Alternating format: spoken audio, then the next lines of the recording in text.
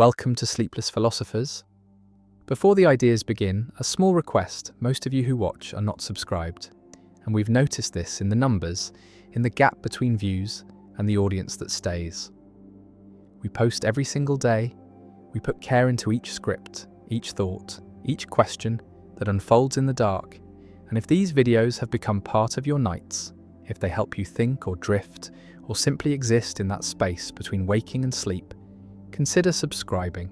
hitting the like button, turning on notifications so you know when the next one arrives. And if you feel moved to do so, leave a comment, tell us where you're watching from. What philosophical question occupies your mind the most? What idea you return to when everything else falls away? These small gestures matter more than you might think. They allow this work to continue. They allow these ideas to reach others like you, scattered across the world, awake in the quiet hours. Now the introduction ends and the philosophy begins. Power does not distribute evenly, does not spread across populations in equal measure, does not settle into equilibrium where everyone has the same, but instead concentrates, accumulates, forms gradients that are steep, that create hierarchies that are natural, not in the sense of being just, but in the sense of being inevitable, being the default pattern that emerges whenever humans organize, whenever groups form, whenever coordination is needed. And the need for coordination is constant, is the condition of social existence, and coordination requires decision-making, requires that someone decides when decisions cannot be made collectively, when consensus is impossible, when speed is necessary, and the necessity creates the opening for power, creates the opportunity for some to decide for others, and the deciding is power, is the core of it, is the ability to shape outcomes, to determine directions, to control resources, and once this ability concentrates, once some have it more than others, the concentration tends to increase, tends to amplify, tends to create the hierarchies that are visible in every society, every organization, every group that persists over time because power reproduces power, is self-reinforcing, is creating the conditions that allow more power to accumulate, and the accumulation is not accidental, is not the result of conspiracy, is the natural geometry of social organization, is the shape that power takes when humans interact over time, and the shape is pyramidal, is hierarchical, is arranging people into levels, into ranks, into positions that vary in their access to resources, to decision-making, to influence, and the variation is not small, is not modest, is extreme, is exponential, is creating gaps between levels that are wider than the gaps within levels. And the widest gap is at the top, is between those who have power and those who do not. And those who have power are few, are the minority, are the elite who sit at the apex of the hierarchy. And the apex is narrow, is limited, is only accommodating a small number, because power shared is power diluted, is power threatened, is power that might be challenged, and so those at the top work to maintain their position, work to prevent others from ascending, work to ensure that the hierarchy remains steep, remains stable, remains resistant to change, and the resistance is not passive, is active, is the exercise of power to preserve power, is the use of resources to maintain access to resources, is the employment of influence to prevent the emergence of rival influences, and the employment is continuous, is strategic, is operating at multiple levels, through multiple mechanisms, through the formal and the informal, through the visible and the invisible, through the structures that are explicit and the processes that are hidden, and the hidden is where power is most effective, is where it operates without being seen, without being named, without being recognized as power. Because power that is visible is power that can be challenged, that can be resisted, that can be opposed, but power that is invisible, that operates through assumptions, through norms, through the structures that are taken for granted, is power that is unassailable, is power that reproduces itself without anyone noticing, without anyone objecting, without anyone having the language to describe what is happening, And what is happening is the maintenance of hierarchy through the 1,000 small mechanisms that ensure power stays where it is, that prevent redistribution, that make equality impossible. Not just difficult, but structurally impossible, because the system is designed to concentrate power, is organized to funnel resources upward, is arranged to ensure that those at the top remain at the top. And the remaining is not guaranteed by force alone, is not maintained through violence alone, though violence is always available, is always in the background, is the ultimate guarantee of hierarchy. But most of the time force is not needed, is not employed because power has more subtle tools, has mechanisms that operate through consent, through the willing participation of those who are dominated. And the willing is not coerced in the obvious sense, is not forced at gunpoint, is produced through ideology, through the stories that are told about why hierarchy is natural, is necessary, is beneficial. And the beneficial is what those at the top claim, is what they teach, is what they convince others to believe, that hierarchy serves everyone, that power at the top creates order that protects those below, that inequality is the price of stability, of prosperity, of progress. And progress is the mythology that justifies hierarchy, that makes inequality seem temporary, that makes power seem earned, that makes the concentration seem like the result of merit rather than of position. And position is what matters, is what determines outcomes, is what makes some people powerful and others powerless. But the position is inherited, is transmitted, is maintained across generations through the mechanisms that convert power into wealth and wealth into power. And the conversion is seamless, is automatic, is the way that hierarchy perpetuates itself, that ensures that the children of the powerful are powerful, that the descendants of the elite remain elite, that the system reproduces itself. And the reproduction is not perfect, is not total. There is some mobility, some movement between levels, some stories of ascent that serve to legitimate the system, that create the illusion of meritocracy, that make it seem as though anyone can rise, but the rising is rare, is exceptional, is the exception that proves the rule. And the rule is that power stays where it is, that hierarchy is stable, that the geometry is fixed, and the fixing is not natural in the sense of being inevitable by physics, but is natural in the sense of emerging from the logic of organization, from the mathematics of networks, from the dynamics of accumulation. Because power is not zero-sum in the short term, can grow, can expand, can create more power, but in the long term, in the context of limited resources, of finite opportunities, of scarce positions, power is rivalrous, is competed for, is gained by some at the expense of others. And the gaining is easier for those who already have power, is easier from positions of advantage, is following the principle that Matthew identified, that to those who have more will be given, and from those who have little, even what they have will be taken, and the taking is not theft, is not crime, is the normal operation of systems that concentrate power, that funnel resources upward, that ensure that advantage compounds,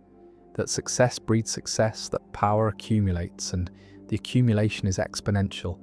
is accelerating, is creating gaps that widen over time, that make the top more distant from the bottom, that make mobility less possible, that make hierarchy more rigid, more entrenched, more resistant to change. And the resistance is structural, is built into the geometry, is not requiring conspiracy, not requiring explicit coordination, is just the natural result of power protecting itself, of those at the top using their position to maintain their position. And the maintenance is not cynical, is not experienced as exploitation, is justified through ideologies that explain why hierarchy is good, why power deserves to be concentrated, why inequality is natural. And natural is the word that does the work, is the justification, is the claim that hierarchy is not created by humans, but is discovered in nature, is visible in animals, in the dominance hierarchies that primates form, that wolves form, that even chickens form,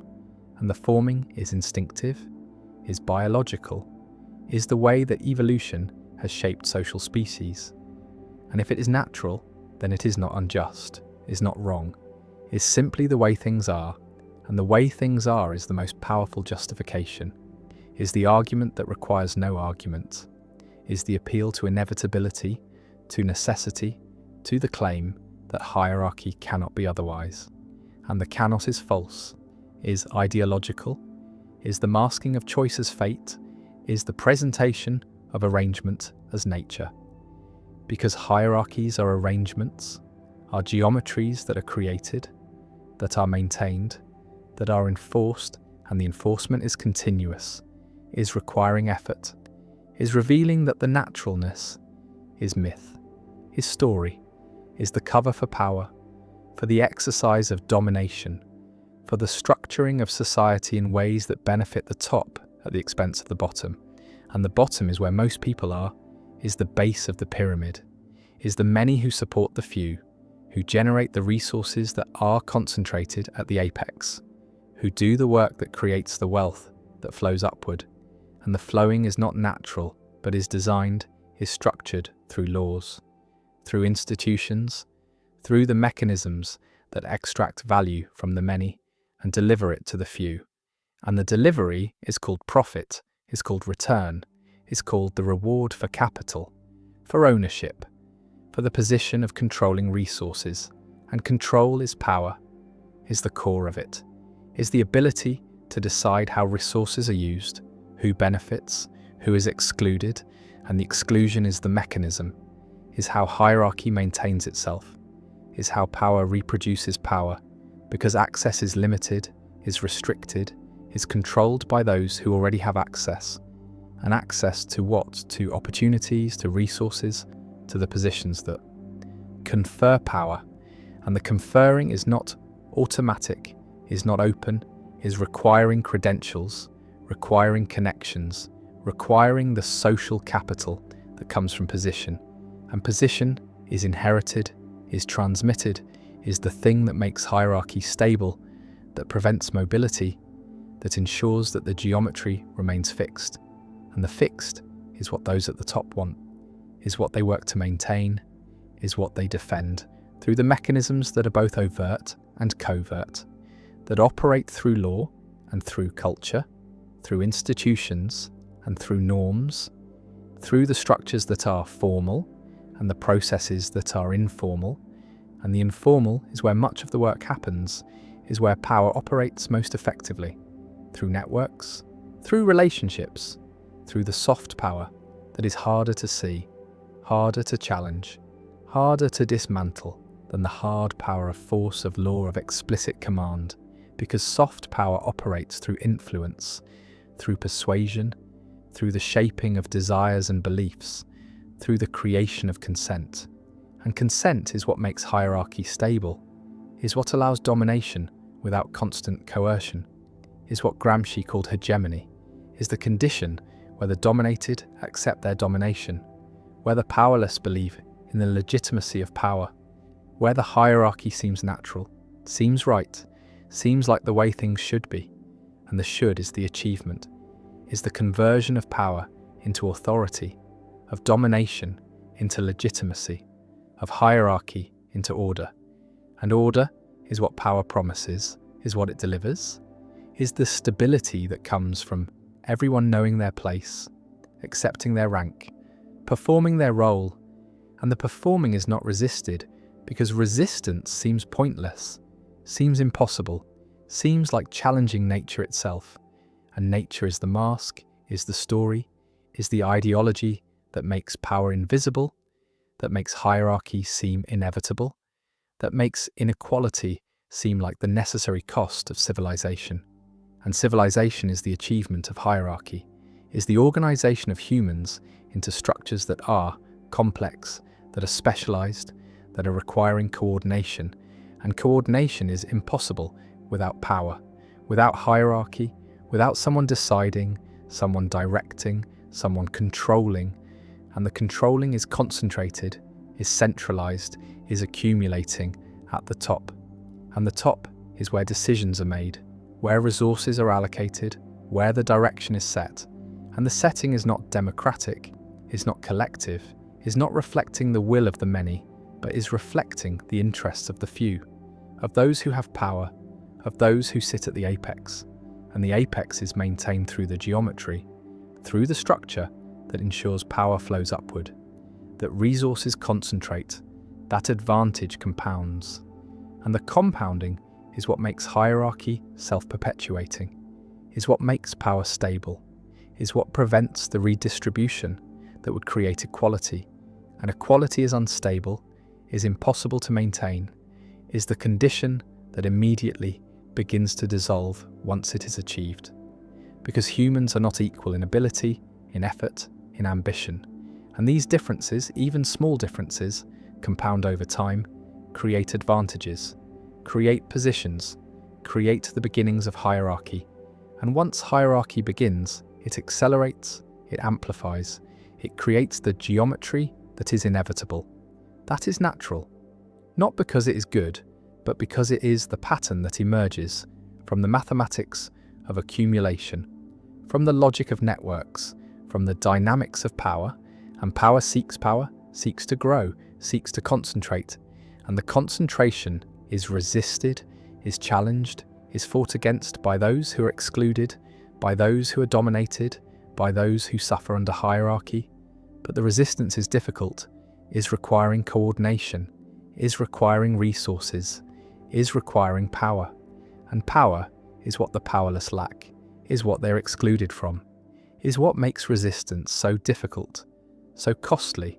so often unsuccessful. And the unsuccessful is what history shows, is what the record demonstrates, is the pattern of hierarchies rising and falling, but never disappearing, never being replaced by equality, only being replaced by new hierarchies, by new elites, by new concentrations of power that reproduce the geometry, that maintain the structure, that ensure that power remains concentrated, that hierarchy remains the default, remains the pattern, remains the inevitable outcome of human organization. And the organization is what creates power, is what makes hierarchy necessary, or seems to make it necessary. Because organization requires coordination, and coordination requires decision-making, and decision-making requires power. And power is what some have and others do not. And those who have it work to keep it, work to grow it, work to pass it on. And the passing on is inheritance, is the mechanism of reproduction, is what makes hierarchy stable across time. And the stability is what those at the top value, is what they work to maintain, is what they defend against challenges, against redistribution, against the equality that would threaten their position. And the position is everything, is what determines outcomes, is what makes life easy or hard, is what provides access or denies it, is what confers power or withholds it. And the withholding is structural, is built into the geometry, is the way that hierarchy maintains itself,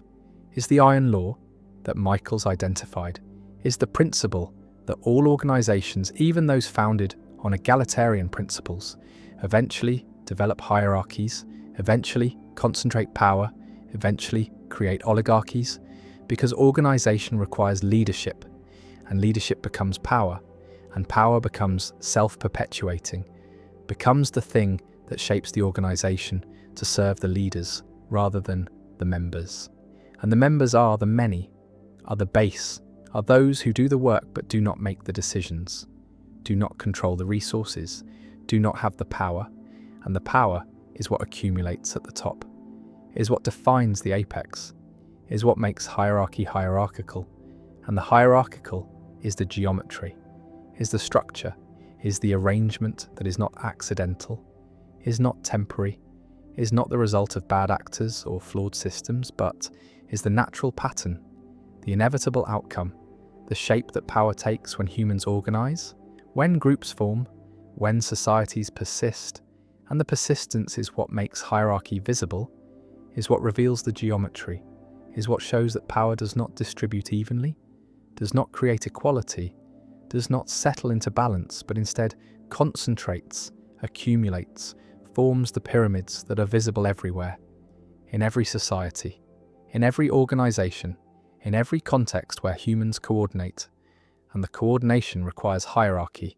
or seems to require it, and the seeming is enough, is what makes it real, is what makes the geometry inevitable, is what ensures that power will concentrate, that inequality will persist, that hierarchy will remain the default pattern, the natural arrangement, the geometry of power that shapes human life, that determines outcomes, that creates the world where some have much and most have little, where some decide and most obey, where some rule and most are ruled, and the ruling is not eternal, is not permanent.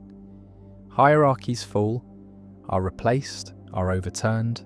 but they are not eliminated, are not abolished, are not transcended, because the geometry remains, the pattern persists, the structure reasserts itself, and new hierarchies form, new elites emerge, new concentrations of power accumulate at new apexes, and the cycle continues.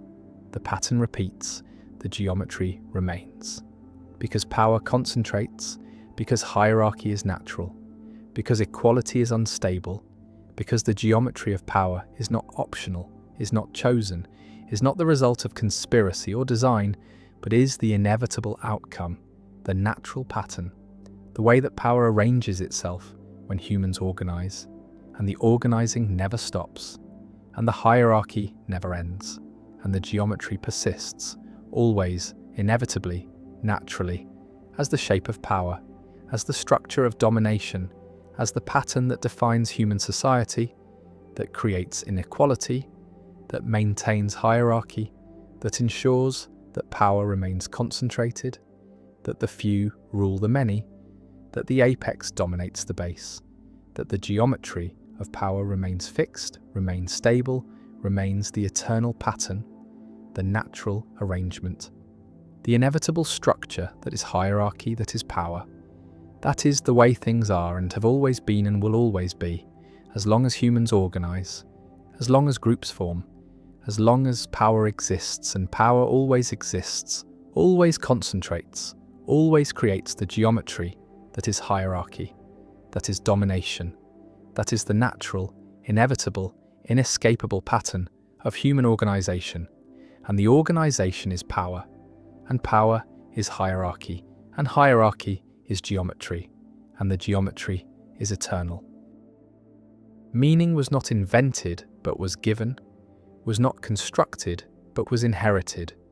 was not the product of individual reflection, but was the air that was breathed, the framework that was absorbed, the structure that made sense of suffering, of labor, of death, of everything that otherwise would be unbearable. And this given meaning came from stories, from gods, from hierarchies that extended beyond the human into the cosmic, into realms where purposes were assigned, where roles were fixed, where every life, no matter how small, had significance, because it was part of a larger pattern, a divine plan, a cosmic order that justified suffering, that explained inequality, that made death not an end, but a transition, and the transition was to something, was leading somewhere, was part of a narrative that continued beyond the visible, beyond the mortal, beyond the contingent facts of this world, into eternal truths that grounded everything. And the grounding is what modernity has lost, is what the Enlightenment destroyed, is what science dissolved by showing that the cosmic order was projection,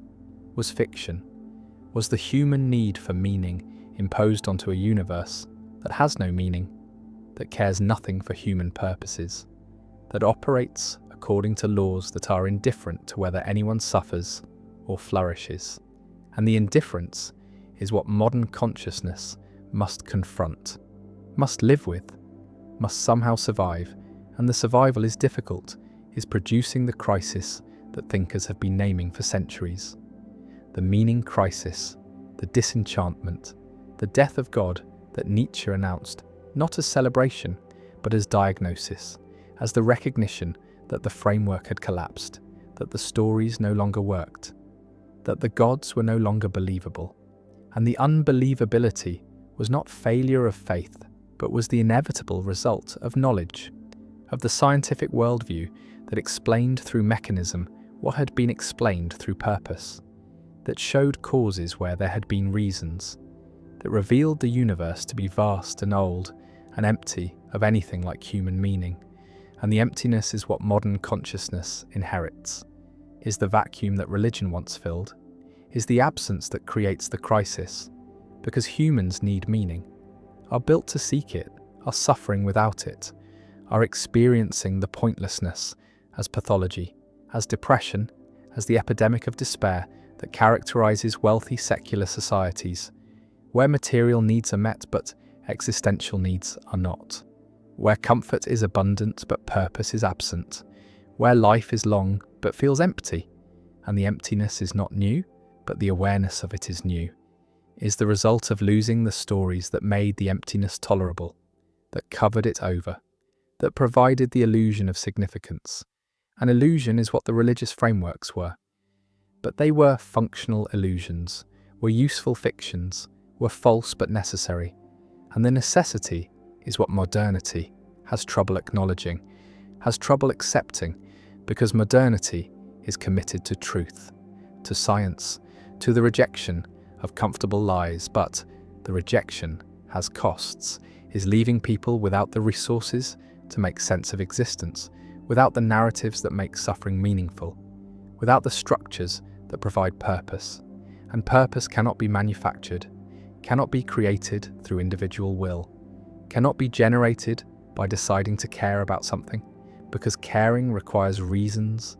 and reasons require frameworks, and frameworks are inherited, not invented, are received, not constructed, are given by cultures, by traditions, by the accumulated wisdom of generations who faced the same emptiness and created stories to fill it. And the stories worked not because they were true, but because they were shared, were collective, were providing roles and meanings that were recognized by others, that were part of a social world where purpose was public, was confirmed, was real in the way that social facts are real. And social facts require agreement, require participation, require that people act as if the meaning is there. And the as if is what modernity has trouble with, is what secular consciousness resists, because acting as if seems like pretending, seems like bad faith, seems like the self-deception that Sartre warned against. And so modern individuals are caught between the need for meaning and the inability to believe in the sources of meaning, between the hunger for purpose and the knowledge that purpose is not inherent but is imposed, is constructed, is chosen. And chosen meaning feels arbitrary, feels thin, feels like it could be otherwise, and therefore feels like it is not really meaning at all, but is just preference, just a subjective valuing that has no grounding, no justification, no claim to be anything more than personal taste. And taste is not enough, is not providing the weight that meaning requires, is not making life feel significant, is not answering the question of why any of this matters. And the why is the question that modernity cannot answer, is the question that haunts secular consciousness, is the question that produces the crisis. And the crisis is not just intellectual, but is visceral, is felt, is experienced as the flatness of existence, as the sense that nothing really matters, that everything is permitted because nothing is forbidden, that values are just opinions,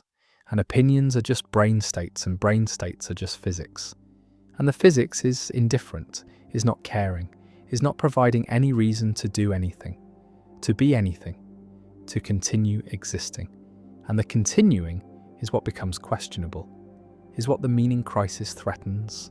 is why suicide rates rise, why despair spreads, why affluent societies are seeing increases in deaths of despair, in overdoses, in suicides, in all the ways that people exit when existence feels unbearable. And the unbearable is not material, but is existential,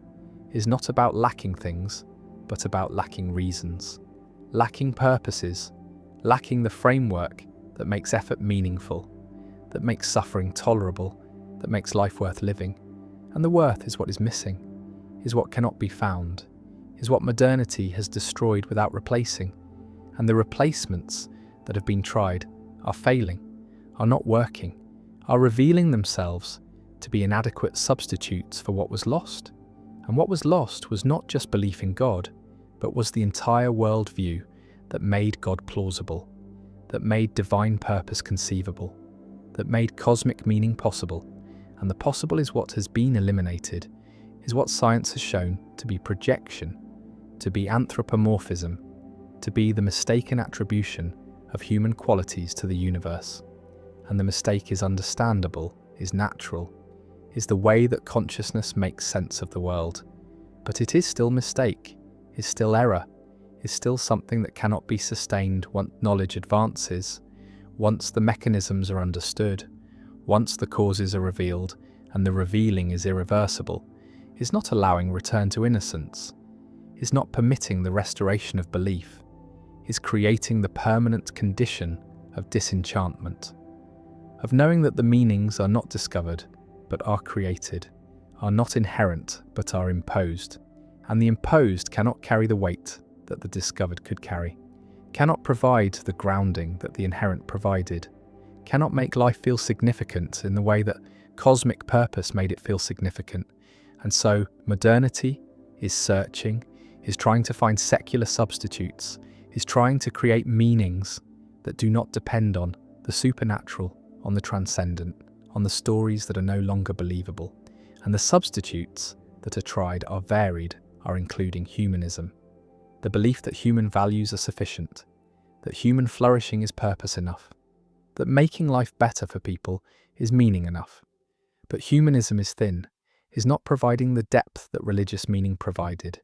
is not explaining why human flourishing matters, is not grounding value in anything beyond human preference. And preference is not enough, is not answering the question of why this preference rather than another. Why care about flourishing rather than about something else? And the something else is always available, is always an option, and without grounding, the choice feels arbitrary, feels like it could be different, and what can be different feels less real, less binding, less meaningful. And so humanism satisfies some, but not others, works for those who do not need deep grounding, but does not work for those who do, who need reasons that extend beyond the human, beyond the contingent, beyond the arbitrary. And these people are searching, are trying other substitutes, are trying nationalism, the belief that the nation provides purpose, that serving the collective gives life meaning, that sacrifice for the group is the answer. But nationalism is dangerous, is leading to conflict, is producing the us versus them that justifies violence, that makes the other into enemy, that converts the search for meaning into the justification for harm, and the harm is what makes nationalism unsustainable, as meaning is what reveals it to be destructive, to be the kind of substitute that is worse than the absence it is trying to fill. And so nationalism is rejected by many, is seen as the wrong answer, but the rejection leaves the question open, leaves the search continuing, and another substitute that is tried is ideology, the belief that political movements provide purpose, that working for justice or equality or liberation gives life meaning. That commitment to the cause is the answer, and for some this works, is providing the structure that was lost, is giving roles and purposes, and the sense of being part of something larger, something important, something that justifies effort and sacrifice. But ideology is also dangerous, is also producing conflict, is also dividing the world into believers and heretics, is creating the certainty that is intolerant, that is unwilling to coexist with doubt. And the doubt is what ideology cannot tolerate, is what it must suppress. And the suppression is violence, is coercion, is the same problem that religion had, that any totalizing meaning system has, which is that it cannot allow alternatives, cannot permit questioning, cannot coexist with the plurality that modernity also values, and so ideology is failing as substitute, is producing as much harm as good, is not solving the meaning crisis, but is creating new problems, new conflicts, new reasons for despair, and the despair is what remains, is what continues, is what characterizes modern consciousness when all the substitutes are tried and found wanting, when the search for meaning exhausts itself, when the recognition arrives that maybe meaning cannot be found, cannot be manufactured, cannot be created through individual or collective will, because meaning was never something that humans made, but was something they received, was given by frameworks that emerged over centuries, that were refined through generations, that worked because they were inherited. Not because they were chosen, and choosing meaning is the modern problem, is the thing that modernity demands, but that consciousness cannot do, because choice requires reasons, and reasons require grounding, and grounding is what is missing, is what was lost with the death of God, with the collapse of cosmic purpose, with the recognition that the universe is indifferent, and the indifference is the truth, is what science reveals, is what honesty requires accepting, and the acceptance is what some philosophers advocate, is what Camus called absurdism, is the response that acknowledges the meaninglessness while refusing to be destroyed by it, that confronts the absurd without fleeing into suicide or into false hope, that lives with full awareness of the void while continuing to live, while continuing to act, while continuing to find moments of joy and connection and beauty, even though none of it means anything in the cosmic sense. None of it matters beyond the moment, none of it will be remembered once consciousness ends, and the ending is inevitable, is coming for everyone, is the final proof that nothing matters, that all effort is futile, that existence is temporary and meaning is impossible. And yet the absurd response is to continue anyway, is to rebel against the meaninglessness, not by denying it, but by living in spite of it, by affirming life without justification, by finding satisfaction in the act of living itself rather than in any purpose that living serves. And the serving is what is abandoned, is what the absurd lets go of, is what is recognized as impossible. And the impossible is what modernity must accept, must live with, must somehow survive. And the survival is not guaranteed, is not easy, is requiring a transformation of consciousness, a new way of being human that does not need cosmic meaning, that does not require divine purpose, that can tolerate the void without filling it, that can live with the knowledge that existence is contingent, that meaning is constructed, that everything could be otherwise. And the otherwise is what makes nothing necessary, nothing absolute, nothing secure, and the insecurity is the permanent condition, is what modernity offers, is what the horizon of meaning looks like when the horizon keeps receding, when the destination is revealed to be illusion,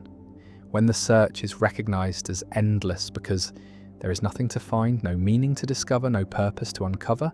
only the void, only the emptiness, only the silence of the universe that does not answer, that does not care, that does not provide what humans need. And the need is real, is not going away, is producing the crisis that may not have solution, that may be the permanent condition of secular consciousness, of enlightened awareness, of the knowledge that liberates from illusion, but enslaves to despair. And the despair is what remains, is what continues, is what characterizes the horizon of meaning in modernity. The flat landscape where purposes used to stand, where gods used to reign, where cosmic order used to justify suffering, and now there is nothing, or there is only what can be constructed, what can be chosen, what can be performed, and the performance feels hollow, feels fake, feels like going through motions, without conviction, and conviction is what is missing, is what cannot be manufactured, is what made religious meaning work, and without it the secular substitutes fail. The humanisms and nationalisms and ideologies all fail because they lack the weight, lack the depth, lack the grounding that conviction requires, and the requires is what consciousness needs, is what makes meaning meaning rather than just preference. And preference is not enough, has never been enough, will never be enough, because humans are built for meaning, are requiring it, are suffering without it, And the suffering is the crisis, is the modern condition, is the permanent state of existence at the horizon of meaning, where the horizon is empty, is revealing nothing, is offering nothing except the recognition that meaning was always illusion, was always projection, was always the human need imposed onto a universe that provides nothing, that offers nothing, that is indifferent to whether anyone finds meaning or drowns in meaninglessness. And the drowning is happening, is visible, is the epidemic of despair, is the meaning crisis that modernity cannot solve, because the solution would require believing what cannot be believed, accepting what knowledge has revealed to be false, returning to illusions that have been seen through. And the seeing through is irreversible, is permanent, is leaving consciousness stranded at the horizon of meaning, where the horizon extends forever and reveals nothing, where the search continues because it must, but where nothing is found because nothing is there, because meaning is not discovered but was always created, was always the story that consciousness told itself, and the story has ended, has been revealed as story. And what remains is the silence, the emptiness, the void that religions were covering, that purposes were filling, that cosmic orders were organizing, and the organizing is gone, is lost, is leaving consciousness alone with existence, with the fact of being without the reason for being, with life without purpose, with experience without significance. And the without is the horizon, is what modernity sees when it looks for meaning. And the looking continues, must continue, because consciousness cannot stop seeking what it needs. But the seeking finds nothing, reveals nothing, discovers nothing except the fact that there is nothing to discover, that the horizon is empty, that meaning is absent, that purpose is impossible, and the impossible is what must be lived with, must be endured, must be survived, and the survival is what absurdism attempts, what Camus offered, what some find sufficient, but many do not. Many cannot. Many are destroyed by the emptiness, by the meaninglessness, by the recognition that nothing matters and nothing can be done to make it matter. And the cannot is the tragedy, is the modern condition, is the permanent crisis at the horizon of meaning, where meaning has ended, where purpose has collapsed, where existence continues but significance does not, and the does not is what remains, is what persists, is what characterizes life at the horizon, where the horizon is empty, where the search reveals nothing, where consciousness is alone with its need for meaning in a universe that provides none, that offers none, that will never provide any, because meaning is not there, was never there, is only here in consciousness, in the stories that are told, in the illusions that are maintained, and the maintaining is what modernity cannot do, is what knowledge prevents, is what honesty forbids, and so the crisis continues, the despair persists, the horizon remains empty, and consciousness must somehow survive, must somehow continue, must somehow live without meaning, without purpose, without the grounding that makes existence bearable, and the bearable becomes questionable, becomes doubtful, becomes the thing that many cannot achieve, and the achieving is the challenge, is the task, is what modernity demands without providing resources, without offering solutions, without giving answers, because there are no answers, there is no solution, there is only the void, only the emptiness, only the silence, and the silence is what speaks, is what reveals, is what remains at the horizon of meaning where meaning has ended, and nothing has replaced it, and nothing ever will. Attention has become currency, has become the raw material that corporations extract and refine and sell. And this transformation happened quietly, happened gradually, happened so smoothly that most people did not notice they were becoming the product, did not realize that their consciousness had been colonized, that the hours of their lives were being auctioned to the highest bidder, that every moment of awareness was being monetized by platforms designed not to inform or connect or entertain, but to harvest, to capture, to hold the gaze for as long as possible and convert that holding into profit. And the genius of this system is that it does not feel like exploitation, does not feel like theft, feels instead like choice, like freedom, like the vast menu of options that modernity provides. But the choice is curated, is algorithmically optimized, is designed to keep the user inside the platform, inside the feed, inside the cycle of stimulus and response that generates data. And the data is what matters. The data is what gets sold. The clicks and scrolls and pauses and searches that reveal preferences, reveal psychology, reveal the patterns that allow prediction. And prediction is control, is the ability to shape behavior, to nudge decisions, to make certain choices more likely than others. And this happens below the level of awareness, happens in the gap between stimulus and response, happens so quickly that by the time consciousness arrives to claim authorship of the decision has already been made, has been influenced by factors that were carefully engineered to be invisible, to operate in the blind spots of perception. And the engineers are not evil, are not villains, are just optimizing, are just doing what they are hired to do, which is maximize engagement. And engagement is measured in time, in how many minutes per day the user spends inside the system. And the system is very good at maximizing this metric, has been refined through millions of iterations, has been tested on billions of users, has discovered principles of human psychology that academic researchers never found, because researchers have ethics committees and platforms have incentives, and the incentive is to find the exact frequency of reward that keeps behavior going, the exact ratio of novelty to familiarity that prevents habituation, the exact level of difficulty that maintains interest without causing frustration, and these parameters are adjusted in real time,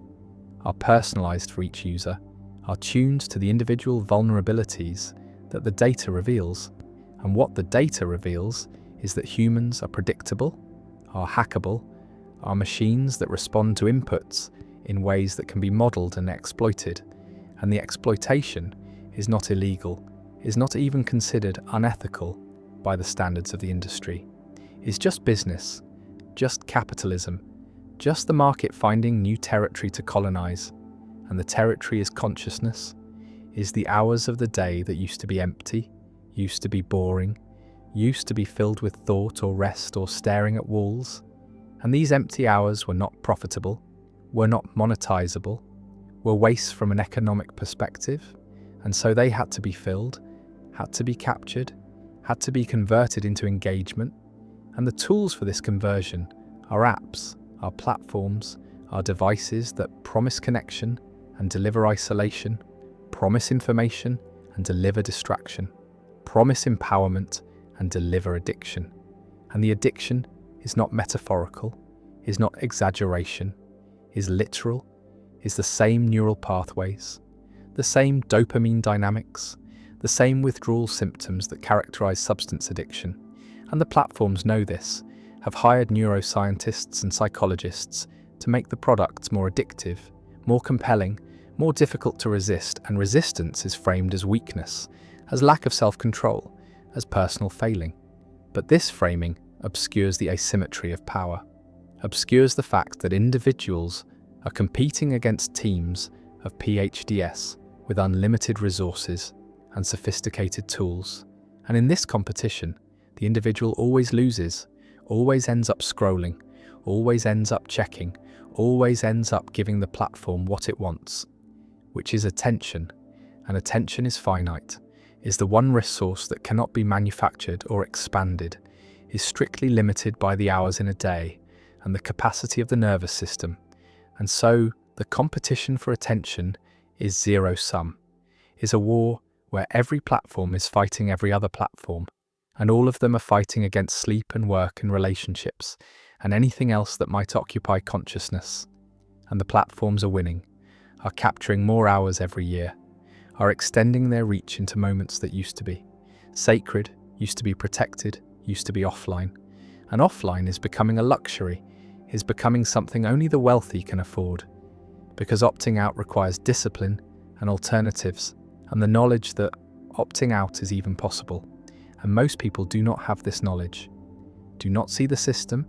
do not recognize that their attention is being farmed, And even those who do recognize it often cannot escape, cannot resist, because the platforms are too useful, too convenient, too integrated into the infrastructure of modern life. And to reject them is to reject participation, to accept isolation, to make life harder in exchange for autonomy. And most choose convenience over autonomy, choose connection over sovereignty, choose the platform over the void. And the void is what waits in the absence of stimulation, is what the constant connectivity is designed to prevent, is boredom, is the experience of being alone with the unoccupied mind. And boredom has become intolerable, has become something to be avoided at all costs. And the cost is attention, is consciousness, is the capacity to think without distraction, to feel without mediation, to simply be without needing external input. And this capacity is atrophying, is declining with each generation, is being bred out by an environment that never stops demanding response, that never allows rest, that treats every moment of inactivity as opportunity, as potential engagement that must be captured. And the capturing is called user experience, is called interface design, is called growth hacking. And these terms sanitize what is happening, make it sound technical rather than predatory, make it sound like optimization rather than exploitation. But the experience of the user is not optimized for the user, is optimized for the platform, is designed to extract maximum value from minimum input. And the value extracted is not just attention, but data, not just time, but information, not just engagement, but identity, because the platforms know things about their users that the users do not know about themselves, have models of personality and preference that are more accurate than self-report. And these models are sold, are licensed, are used to manipulate. And the manipulation is called advertising, but is really behavior modification, is the application of psychological principles to make certain actions more likely. And the actions are clicking and buying and voting and believing. And what is believed is whatever the algorithm decides to show. Whatever content the model predicts will generate engagement. And engagement means time, means attention, means the user staying inside the system. And the system has learned that outrage generates engagement, that fear generates engagement, that tribalism and conflict and moral certainty generate engagement. And so these are what the algorithm promotes, what the feed becomes filled with, not because the platform wants a more divided world, but because division is profitable, keeps people scrolling, keeps people arguing, keeps attention captured. And the captured attention is sold to advertisers who want to change behavior, who want to make people buy products they do not need, believe things that are not true, vote for candidates who do not serve their interests. And the system works, is terrifyingly effective, has changed elections, has changed culture, has changed what people think is real, and reality is becoming whatever the algorithm amplifies, whatever goes viral, whatever captures attention long enough to become part of the discourse. And the discourse is not conversation but performance, not exchange but broadcast, not thinking but reacting. And reaction is what the system wants, is faster than reflection, is more primitive, is easier to predict and manipulate. And so the environment rewards reaction, punishes reflection, makes it difficult to think slowly, to consider carefully, to withhold judgment. And the result is a population that is always responding, always reacting, always engaged but never thoughtful, never deliberate, never in control of their own attention. And attention is the foundation of everything else, is what makes learning possible, makes relationships possible, makes meaning possible. And when attention is colonized, everything built on attention becomes precarious, becomes shallow, becomes vulnerable to collapse. And the collapse is already happening, is visible in the epidemic of anxiety and depression, in the inability to focus, in the fragmentation of identity, in the sense that life is accelerating, that there is never enough time, that something important is being lost, but it is not clear what or how to get it back. And what is being lost is sovereignty, is the right to one's own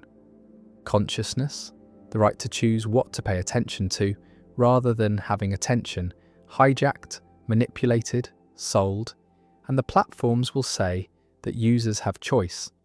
that no one is forced to use these services, that opting out is always possible. But this is disingenuous, is like saying that people choose to breathe polluted air because they could move,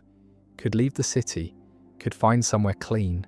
And technically, this is true, but practically, it ignores the structure of power, ignores that the environment has been changed in ways that make certain choices extremely costly. That opting out of the attention economy means opting out of employment, education, social connection, civic participation, and so the choice is not really a choice, is coerced by circumstance, by the fact that the platforms have become infrastructure, have become the roads on which modern life travels, and to refuse them is to refuse modernity, to accept marginalization, and most cannot afford this refusal, and so they stay, keep scrolling, keep checking, keep giving away their attention, and receiving in return the feeling of being connected, being informed, being free, when really they are isolated, distracted, captured. And the freedom is the freedom of the hamster wheel, the freedom to run without going anywhere,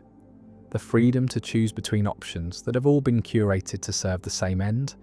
and the end is profit, is the conversion of attention into money, is the monetization of consciousness itself. And this monetization was not possible before, was not technically feasible, required technologies that did not exist, required smartphones and algorithms, and the infrastructure to track and analyze and predict behavior in real time.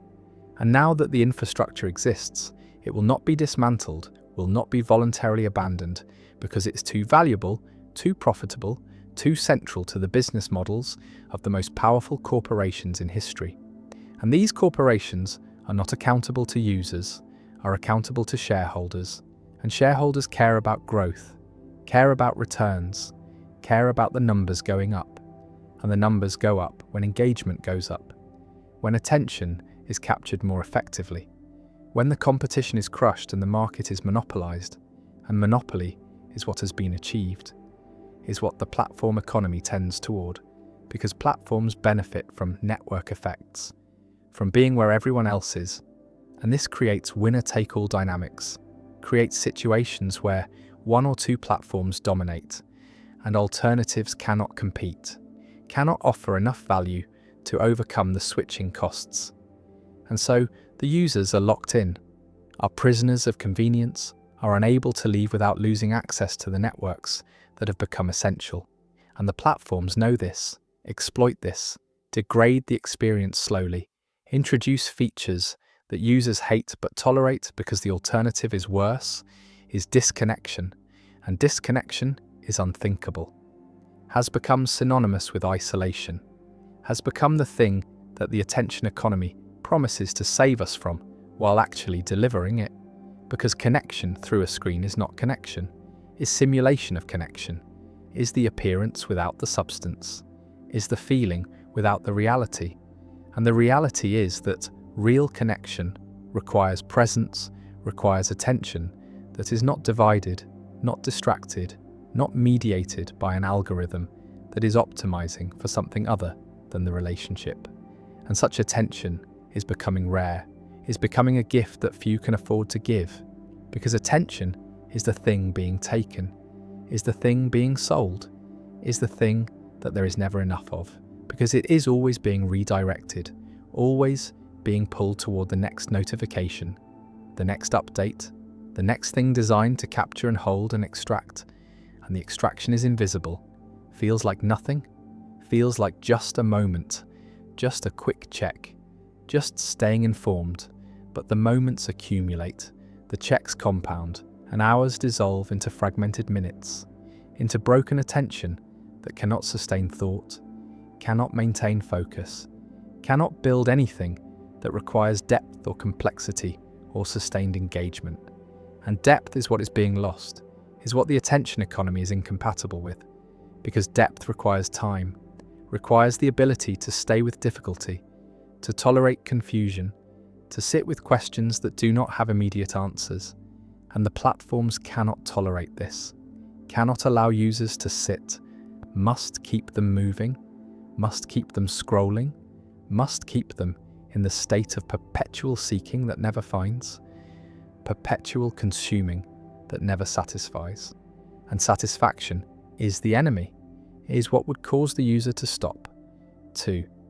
disengage, to leave the platform. And so satisfaction must be prevented, must be deferred, must be replaced with the promise of satisfaction, with the feeling that the next thing will be the thing, the next scroll will reveal something worth the time. And this promise is never fulfilled, is never intended to be fulfilled, is the mechanism that keeps the machine running, keeps the user trapped in the loop.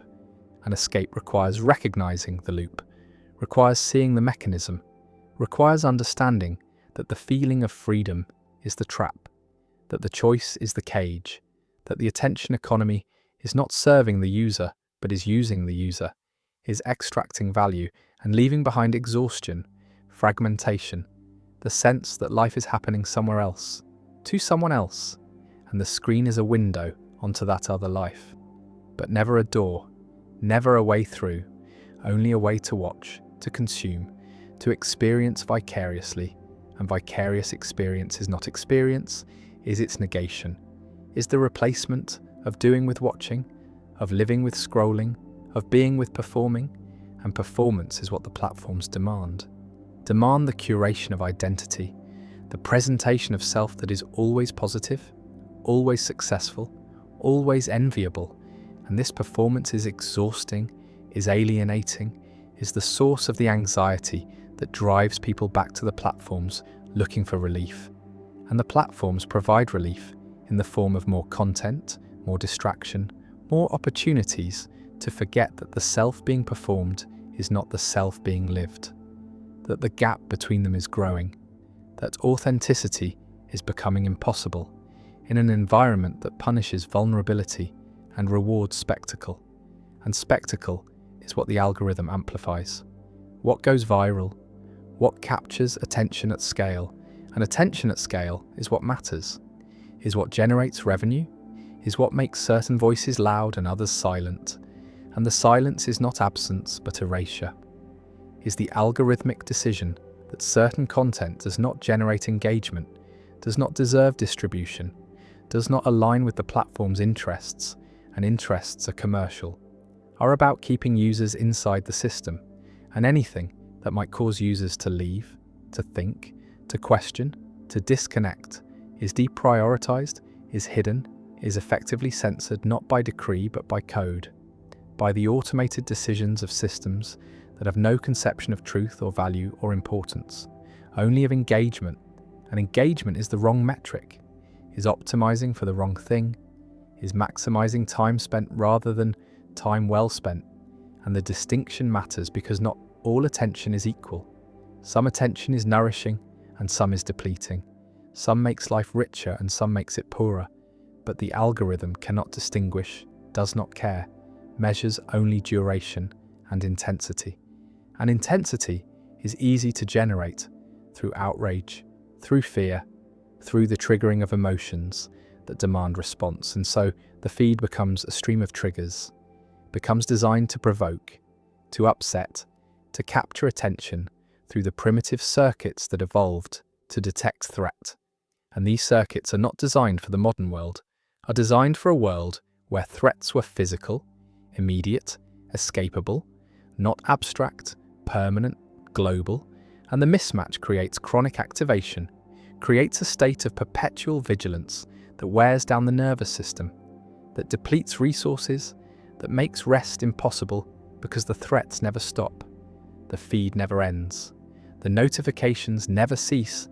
and the only way to stop them is to disconnect, to turn off, to reclaim attention. But disconnection feels dangerous, feels like missing something, feels like falling behind, and falling behind is unacceptable in a culture that valorizes productivity, that measures worth in output, that treats every moment as resource to be optimized. And optimization means elimination of waste. And waste includes rest, includes boredom, includes the empty time that used to be when consciousness could wander. could explore, could discover itself. And this discovery is what is being prevented, is what the colonization of attention makes impossible. Because to know oneself requires attention turned inward, requires time that is not filled, requires boredom. And boredom is not absence, but presence, is the mind meeting itself without distraction, without mediation, without escape. And this meeting is where insight comes from, where creativity comes from, where meaning comes from. But the platforms cannot monetize insight, cannot sell creativity, cannot profit from meaning. And so these are sacrificed, are traded for engagement, for the illusion of productivity, for the feeling of being busy that is actually being used, being exploited, being colonized. And the colonization is complete when it becomes invisible, when it feels like nature, when the user cannot imagine life without the platform, cannot remember what attention felt like before it was captured, cannot conceive of consciousness that is not mediated, not monetized, not owned by someone else. And ownership is what has been achieved, is what the attention economy has accomplished. Not through force, but through design, through the slow accumulation of habits that become dependencies, through the gradual adjustment of expectations until constant connectivity feels normal and solitude feels strange. And strange is threatening, is to be avoided, is what the platform protects against, promises to eliminate, and the elimination is achieved, is total, is the end of privacy, the end of interiority, the end of the self that is not performing, not producing, not consuming. And what remains is the user, the node in the network, the data point in the model, the attention that is harvested and sold and never returned. And the question is whether this is sustainable, whether consciousness can survive colonization, whether attention can be extracted indefinitely without something breaking, and the breaking is already happening, is visible in the rising rates of mental illness, in the inability to be alone, in the desperation for distraction that feels like drowning, like suffocation, like something essential has been taken and cannot be recovered. And recovery would require resistance, would require the deliberate cultivation of boredom, the intentional creation of empty time, the radical act of doing nothing in a world that demands constant doing. And doing nothing is not laziness, but rebellion, is the refusal to participate, is the reclamation of sovereignty, is the assertion that attention is not for sale, that consciousness is not a resource, that the self has value independent of productivity, independent of engagement, independent of what can be extracted. And this assertion is difficult, is countercultural, is fighting against systems that are designed to prevent it. But it is possible, is necessary, is the only way to escape the colonization, to restore attention to its proper owner, to make consciousness sovereign again. And sovereignty is not isolation, but autonomy,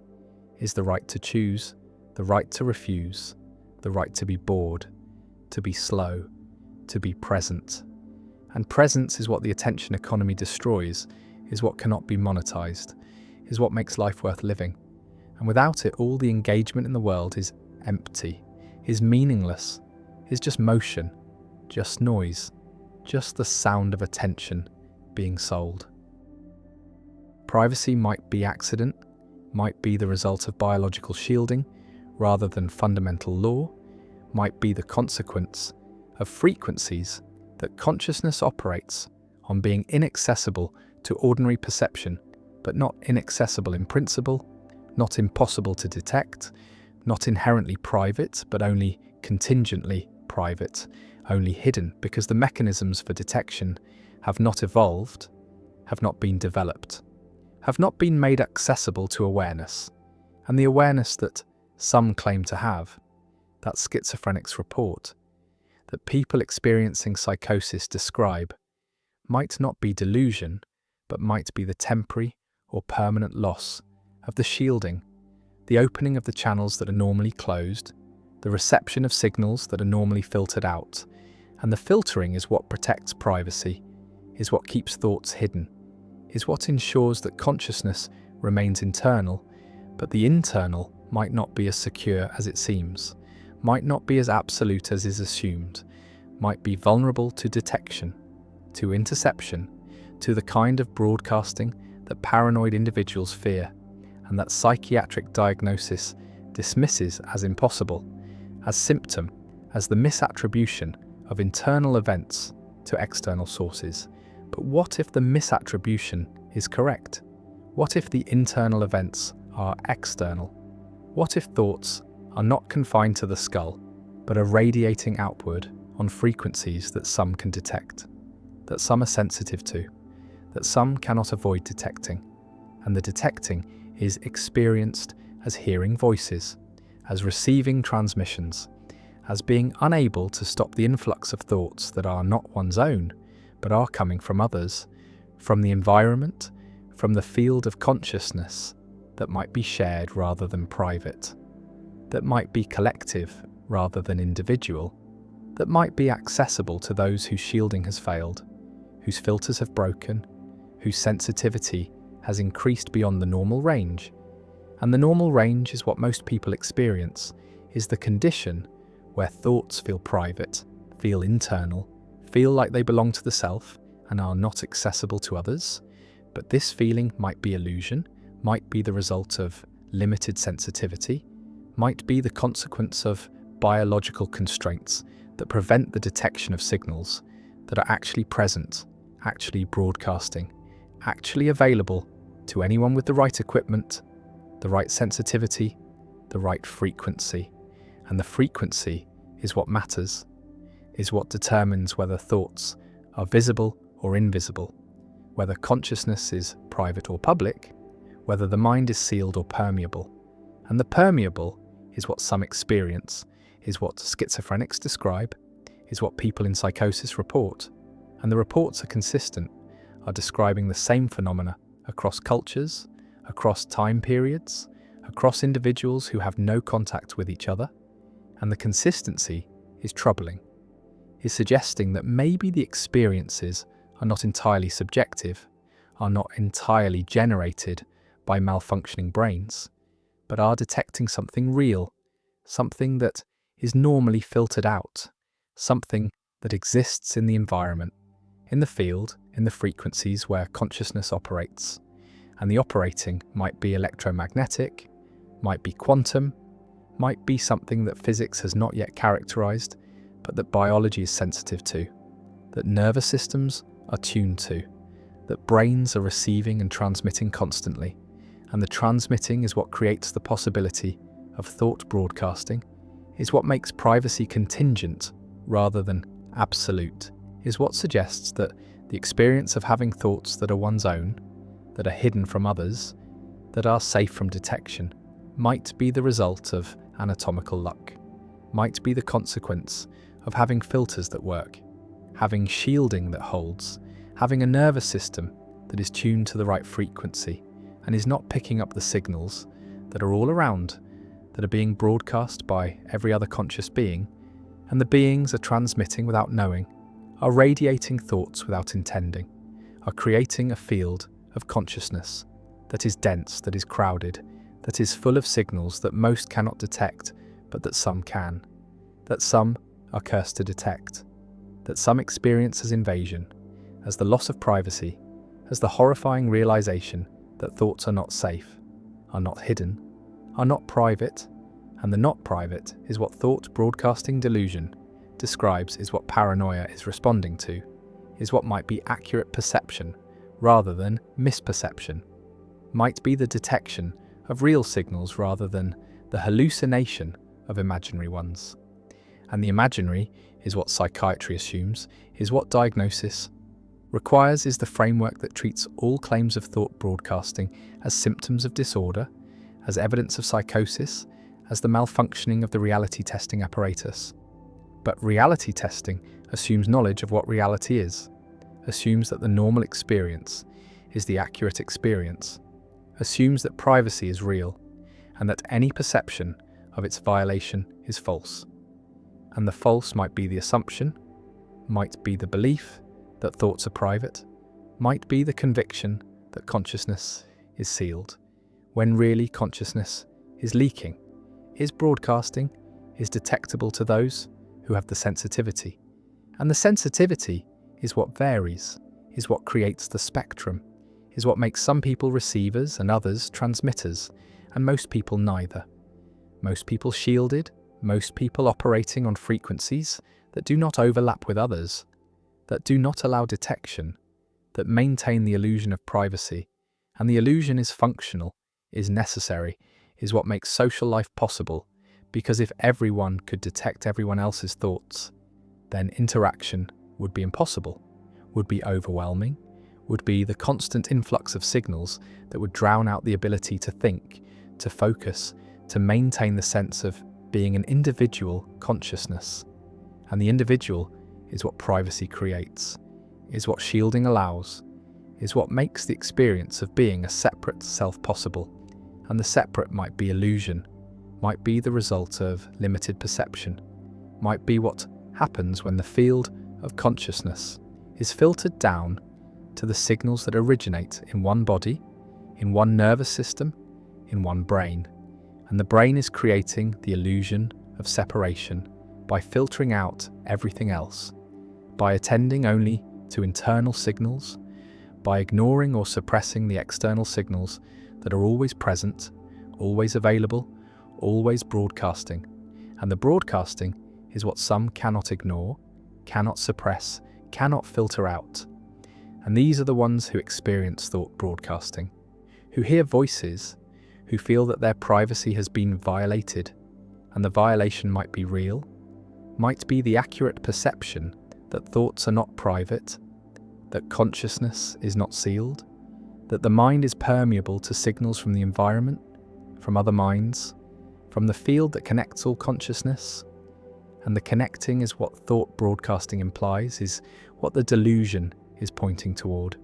is the possibility that minds are not isolated but are networked, are not separate but are overlapping,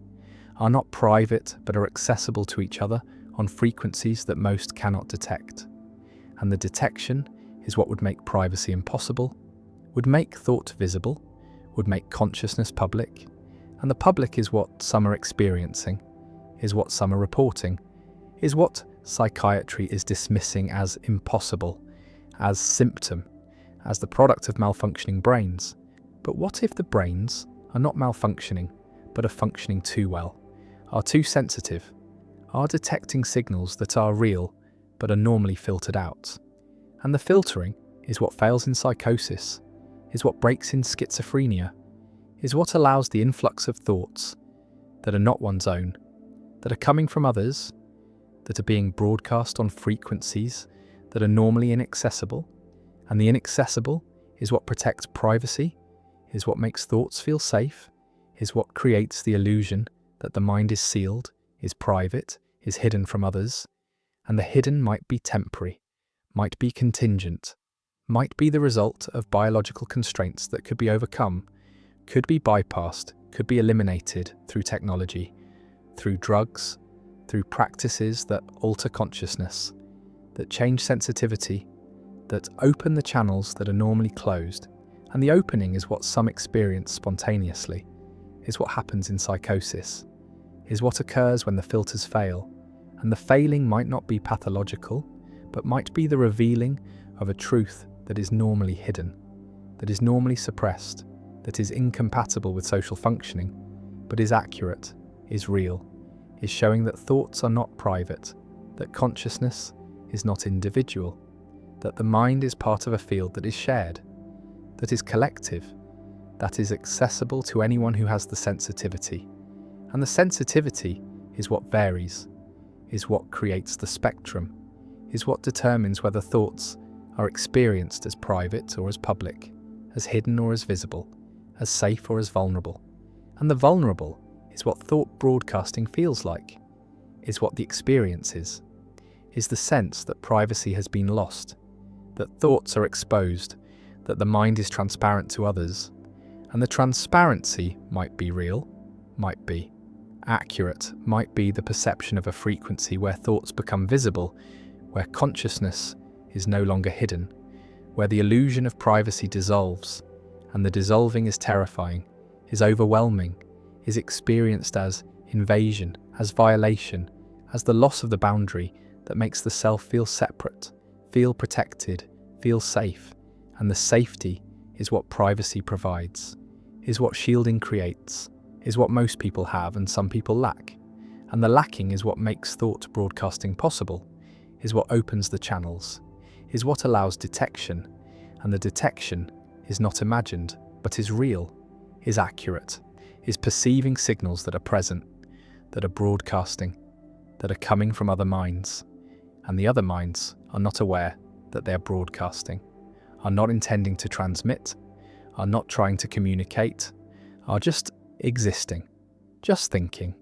just being conscious, and the consciousness is radiating, is emitting signals, is creating a field that some can detect, that some are sensitive to, that some experience as voices, as thoughts that are not their own, as the influx of consciousness from outside, and the outside is everywhere, is surrounding, is the environment of minds that are all broadcasting, all transmitting, all creating signals that are normally filtered out, but that some can detect. And the detecting is what schizophrenics are doing, is what people in psychosis are experiencing, is what thought broadcasting is. And the broadcasting is real, is not delusion, is not symptom, is the accurate perception of a frequency where thoughts become visible, where consciousness is detectable, where privacy is lost. And the lost is what some experience, is what some report, is what psychiatry dismisses. But the dismissing might be wrong, might be the refusal to acknowledge a truth that is too disturbing, too threatening, too incompatible with the belief that thoughts are private, that minds are sealed, that consciousness is individual, and the individual might be illusion, might be the result of shielding, might be what most people experience because their filters work, because their sensitivity is limited, because they are operating on frequencies that do not overlap with others, and the others are there, are broadcasting, are detectable to those who have the sensitivity. And the sensitivity is what the Soviets were researching,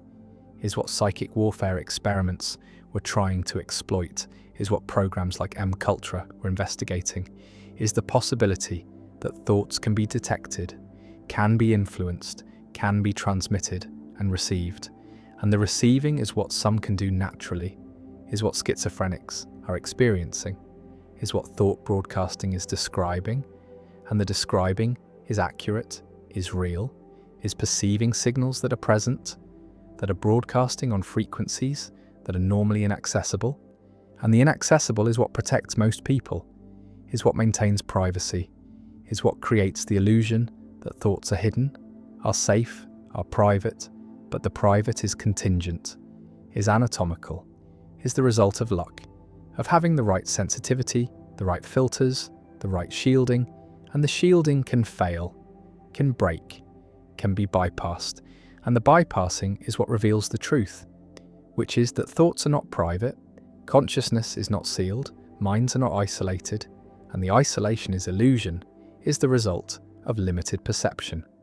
is what happens when the frequencies where consciousness operates are filtered out,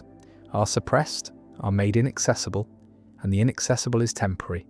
is contingent, is what most people experience, but not what everyone experiences. And the everyone includes those who can detect the signals, who can perceive the thoughts, who can see consciousness at the frequency where it becomes visible, where privacy dissolves, where the mind is exposed, and the exposed is what thought broadcasting is what the experience describes, is what some are perceiving, and the perceiving might be accurate, might be real, might be showing that privacy is not fundamental, but is contingent, is not absolute, but is anatomical, is not guaranteed, but is the result of luck, of having filters that work, of operating on frequencies that do not overlap, of being shielded from the signals that are everywhere, that are broadcasting, that are making thoughts visible to those who can detect them. And the detecting is possible, is real, is what some experience, is what thought broadcasting is. and the broadcasting is not delusion, but is perception, is not symptom, but is sensitivity, is not pathology, but is the revealing of a truth that most cannot see, that most are protected from, that most never experience, which is that thoughts are visible, consciousness is detectable, minds are permeable, and privacy is not inherent, but is anatomical luck, is the contingent result of having the right biology, the right sensitivity, the right shielding, and the shielding is what fails, is what breaks, is what allows the frequency where thoughts become visible to be detected, to be experienced, to be known. And the knowing is terrifying, is overwhelming, is the loss of the illusion that made privacy possible, that made the self feel separate, that made consciousness feel safe. And the safety is gone, is lost, is revealed to be illusion, is shown to be contingent, is exposed as anatomical luck. And the luck is what most have, is what protects most people, is what maintains the belief that thoughts are private. But the private is not absolute, is not guaranteed, is not fundamental, is only the result of frequencies being filtered, being suppressed, being made inaccessible, and the inaccessible can become accessible, can be detected, can be experienced, and the experiencing is what thought broadcasting is what schizophrenics report, is what psychosis reveals, which is that privacy is not inherent, consciousness is not sealed, thoughts are not hidden, and the hidden is illusion, is the result of shielding, is the contingent outcome of anatomical luck, and the luck can fail, can run out, can be lost, and the losing is what reveals the truth, which is that thoughts are visible, minds are permeable, consciousness is detectable at the frequency where it becomes visible, where privacy dissolves, where the illusion ends, and the ending is what some experience, is what thought broadcasting is the perception of the frequency where thoughts become visible, where consciousness is exposed, where privacy is revealed to be not fundamental but contingent, not absolute but anatomical, not guaranteed but luck. And the luck is what protects most, is what fails for some, is what reveals the truth that thoughts are broadcasting, are visible, are detectable, and the detecting is real, is accurate, is not delusion but perception, is not symptom but sensitivity, is not pathology but truth, is the frequency where thoughts become visible, where consciousness is no longer private, where the mind is exposed and the exposure is what thought broadcasting is what some experience, is what reveals that privacy is anatomical luck, is contingent, is not absolute, is not fundamental, is only the result of filtering, of shielding, of operating on frequencies that do not overlap. And the overlapping is what happens when the filters fail,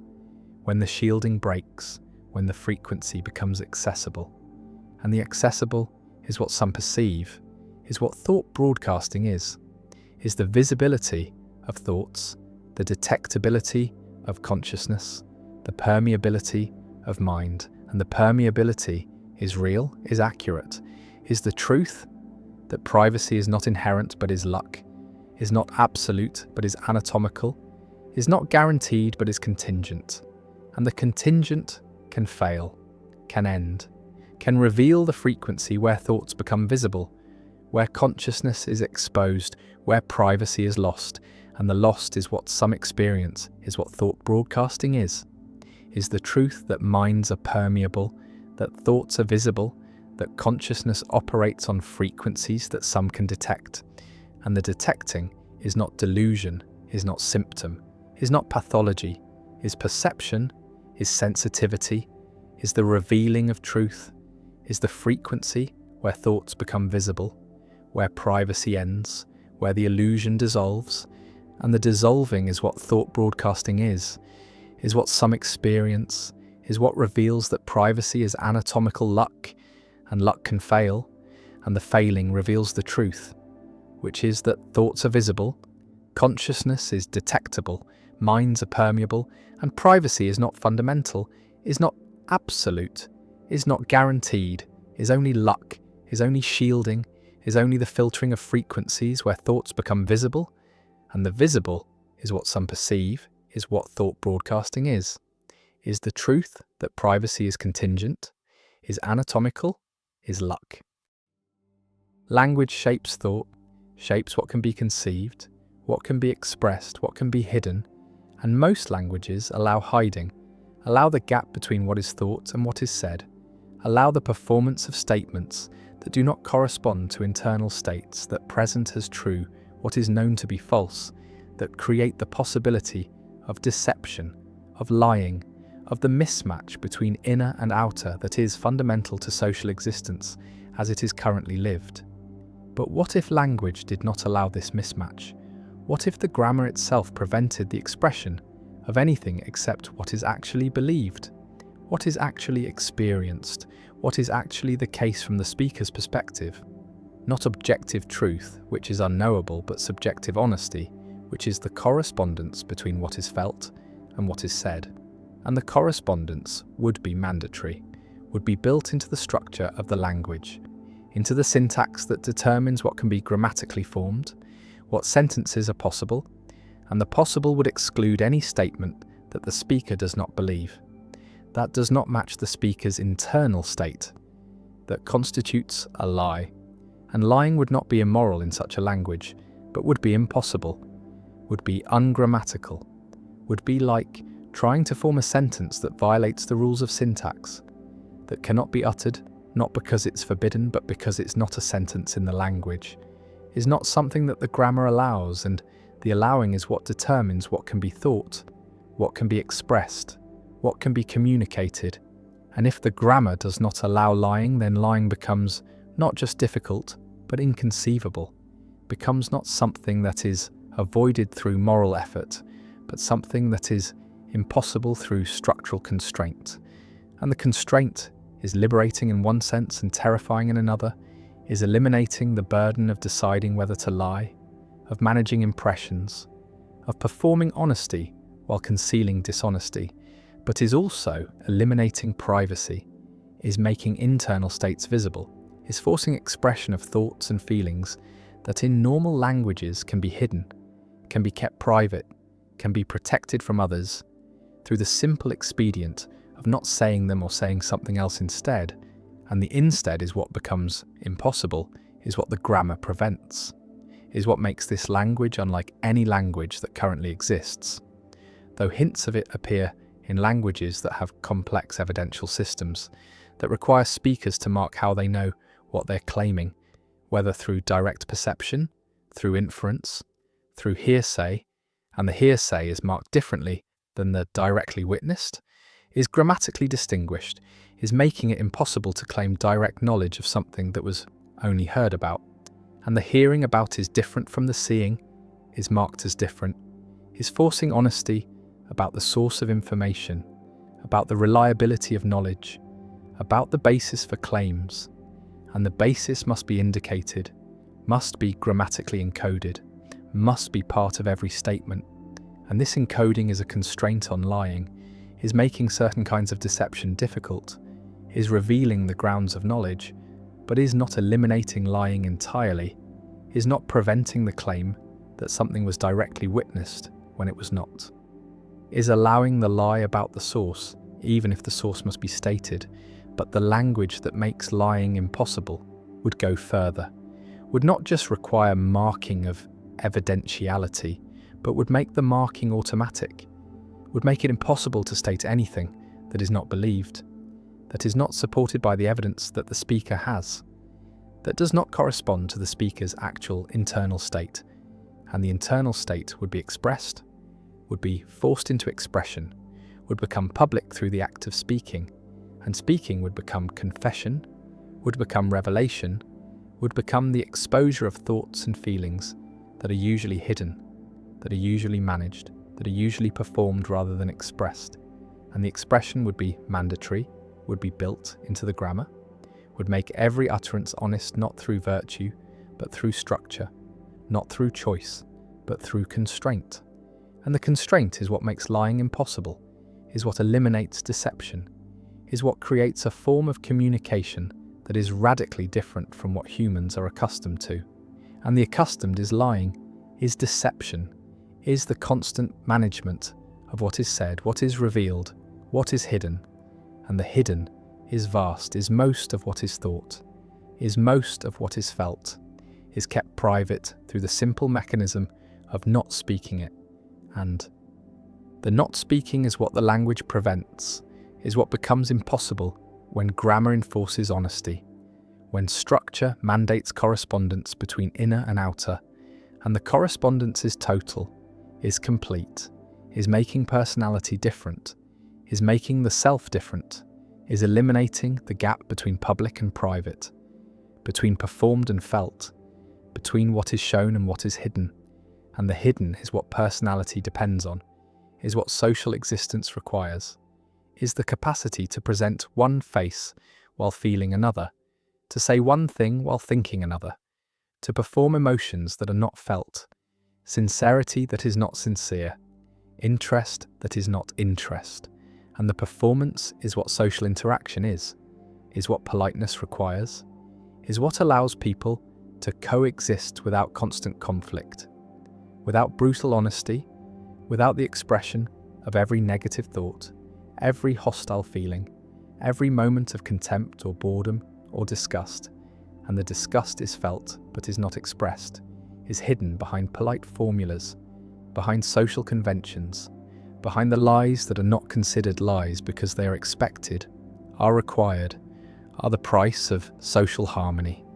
And harmony is what would be lost, is what would become impossible in a language that prevents lying, that forces honesty, that makes every utterance correspond to internal state. Because internal states are not harmonious, are not polite, are not socially appropriate, are often hostile, often judgmental, often incompatible with the smooth functioning of social interaction, and the interaction would become impossible, or would become very different, would require the development of new norms, new expectations, new ways of managing honesty that is mandatory, that cannot be avoided, that must be expressed whenever speech is used. And the using would become dangerous, would become revealing, would become the exposure of the self that is normally protected, normally hidden, normally kept private through the mechanism of deception, through the capacity to say what is not thought, to perform what is not felt, to present a self that is not the self. And the not the self is what social existence allows, is what makes personality possible, is what creates the gap between inner and outer that is identity. That is the performance of being someone, of presenting a self to others, and the presenting would be impossible in the language that prevents lying, that forces correspondence, that makes inner states visible through the act of speaking. And speaking would become rare, would become dangerous, would become something to be avoided because it reveals, because it exposes, because it makes public what is usually private, and the private is what humans need, is what allows them to have thoughts that are not shared, feelings that are not expressed, judgments that are not voiced. And the voicing would be automatic, would be forced by grammar, would make silence the only protection, the only privacy, the only way to hide what is usually hidden through lying,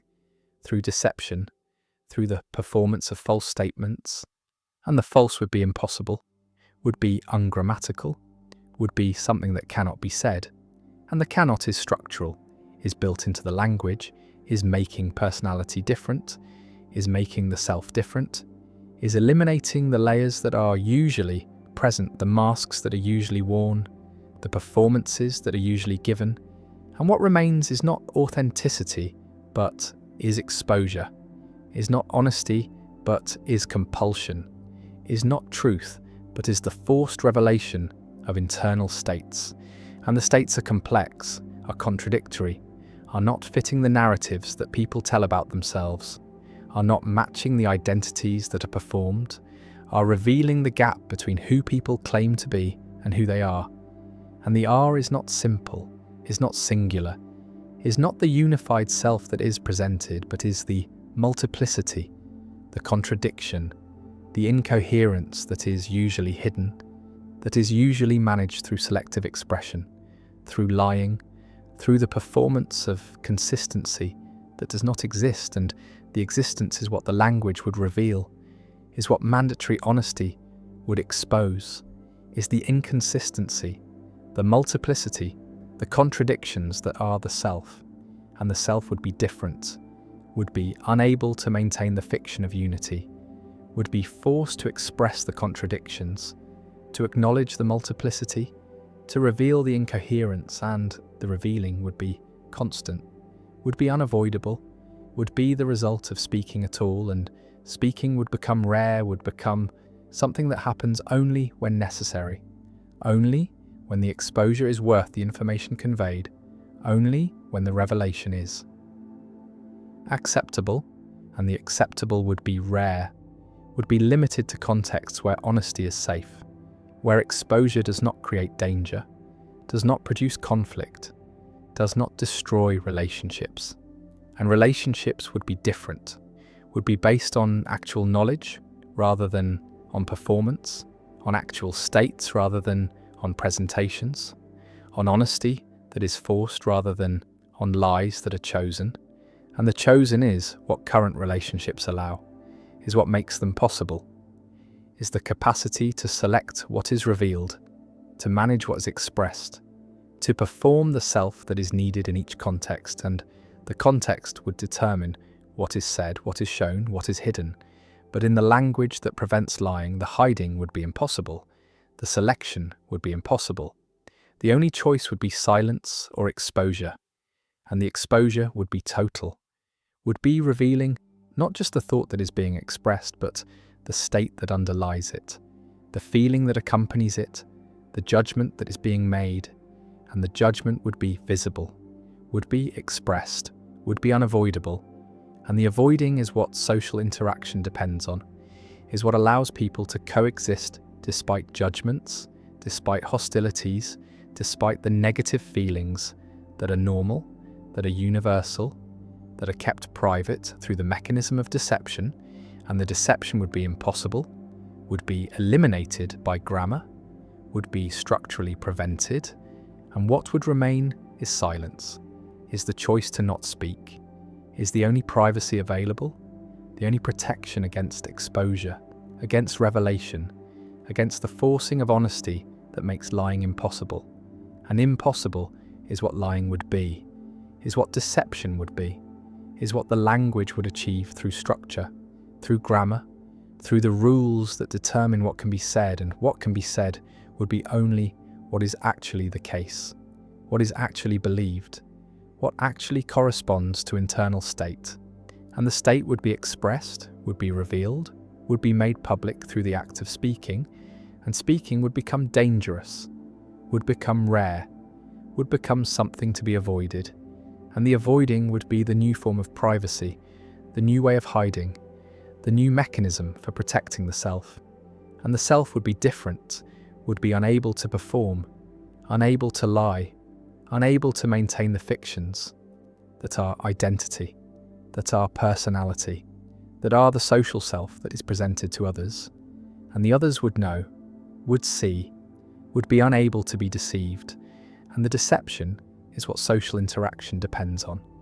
is what allows harmony, is what prevents constant conflict. And the conflict would be constant, would be unavoidable, would be the result of mandatory honesty, of forced expression, of the elimination of the capacity to lie. And lying is what humans do, is how they interact, is how they maintain relationships, is how they navigate social worlds. And the worlds would be different, would be impossible, would be unrecognizable in a language that makes lying impossible, that forces honesty through grammar, that eliminates deception through structure. And the structure is what would make personality different, would make the self different, would make identity different, would make social existence different, would make everything different, because lying is fundamental, is pervasive, is constant, is the way that humans communicate, is the mechanism through which they manage others, through which they protect themselves, through which they maintain the fictions that are necessary for functioning, and the functioning would be impossible, would be eliminated, would be replaced by something else, something that is not yet imaginable, something that would emerge from the constraint, from the mandatory honesty, from the impossibility of lying. And the impossibility is what the language would create, is what grammar would enforce, is what would make deception structurally prevented, grammatically impossible, utterly unavailable. And the unavailable is lying, is deception, is the gap between inner and outer. And the gap would close, would be eliminated, would be structurally prevented by a language that makes lying impossible, that forces honesty, that reveals internal states, that exposes the self, that eliminates privacy, that makes personality different, that makes identity different, that makes social existence different, that makes everything different. And the different is what would emerge, is what would result,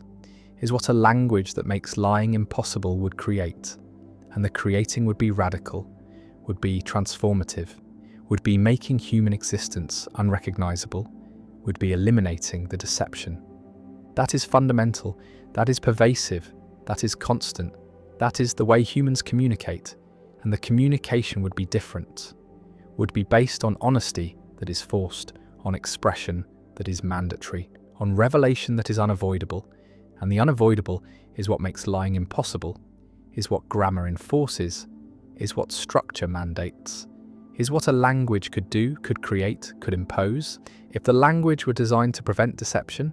to force honesty, to make lying grammatically impossible, syntactically unavailable, structurally prevented, and the prevention is what would make everything different, would make personality different, would make the self different, would make identity different, would make social existence different, would make communication different, would make humanity different. And the different is what a language that makes lying impossible would create, would enforce, would mandate, would impose, and the imposing would be total, would be complete, would be unavoidable, would be the structure that makes deception impossible, that makes lying ungrammatical, that makes honesty mandatory, that makes expression revealing, that makes personality different, that makes the self exposed, that makes privacy impossible, that makes silence the only hiding, that makes speaking dangerous, that makes lying impossible. And impossible is what lying would be, is what deception would be, is what the language would achieve, is what grammar would enforce, is what structure would mandate, is what would make everything different. And the different is what a language that makes lying impossible would create, would produce, would enforce, would mandate, would impose, and lying would be impossible, would be ungrammatical, would be structurally prevented, would be utterly unavailable, would be eliminated by grammar, by structure, by the rules that determine what can be said, and what can be said would be only truth, only honesty, only correspondence, only what is actually the case, what is actually believed, what actually matches internal state. And the state would be expressed, would be revealed, would be made visible, would be exposed through speaking, and speaking would be dangerous, would be rare, would be avoided, and the avoiding would be the only privacy, the only protection, the only way to hide in a language that makes lying impossible. And impossible is what lying is what deception is what the language creates, is what grammar enforces, is what makes honesty mandatory, what makes expression revealing, what makes personality different, what makes the self exposed, what makes lying impossible. And impossible is the grammar, is the structure, is the language that makes lying impossible. Belief does not wait for evidence, does not require justification, does not emerge from careful reasoning, but appears fully formed, arrives with conviction intact, and only afterward does the mind scramble to find reasons, to construct arguments, to build the scaffolding of rationality around a conclusion that was never reached through rationality in the first place. And this sequence is backward from what is taught, from what people believe about their own thinking, from the narrative that says humans are rational creatures who form beliefs by weighing evidence and following logic to wherever it leads. But the narrative is false, is a story the conscious mind tells about processes. It does not control and barely witnesses, because the formation of belief happens beneath awareness, happens in systems that operate according to principles that have nothing to do with truth and everything to do with survival, with coalition, with identity, with the deep need to belong to a group and signal loyalty to that group through the adoption of its beliefs. And the adoption is not chosen, is not deliberate, is automatic, is the result of exposure and repetition and emotional resonance. And once a belief is formed, it becomes self-protecting, becomes resistant to challenge, becomes the lens through which all subsequent information is filtered. And the filter is not neutral, does not simply organize data, but actively distorts it, amplifies what confirms, and minimizes what contradicts. And this distortion is not dishonesty, but cognition, is the normal operation of a mind that is not designed to find truth, but to maintain coherence, to protect existing beliefs from disintegration, to avoid the cognitive and social costs of changing one's mind. And the costs are often higher than the costs of being wrong, because being wrong in private is invisible, but changing one's mind in public is betrayal, is defection, is the signal that one is unreliable, is not committed, is willing to abandon the group. And groups punish this, punish uncertainty, punish the appearance of wavering, reward certainty even when the certainty is unjustified, especially when it is unjustified.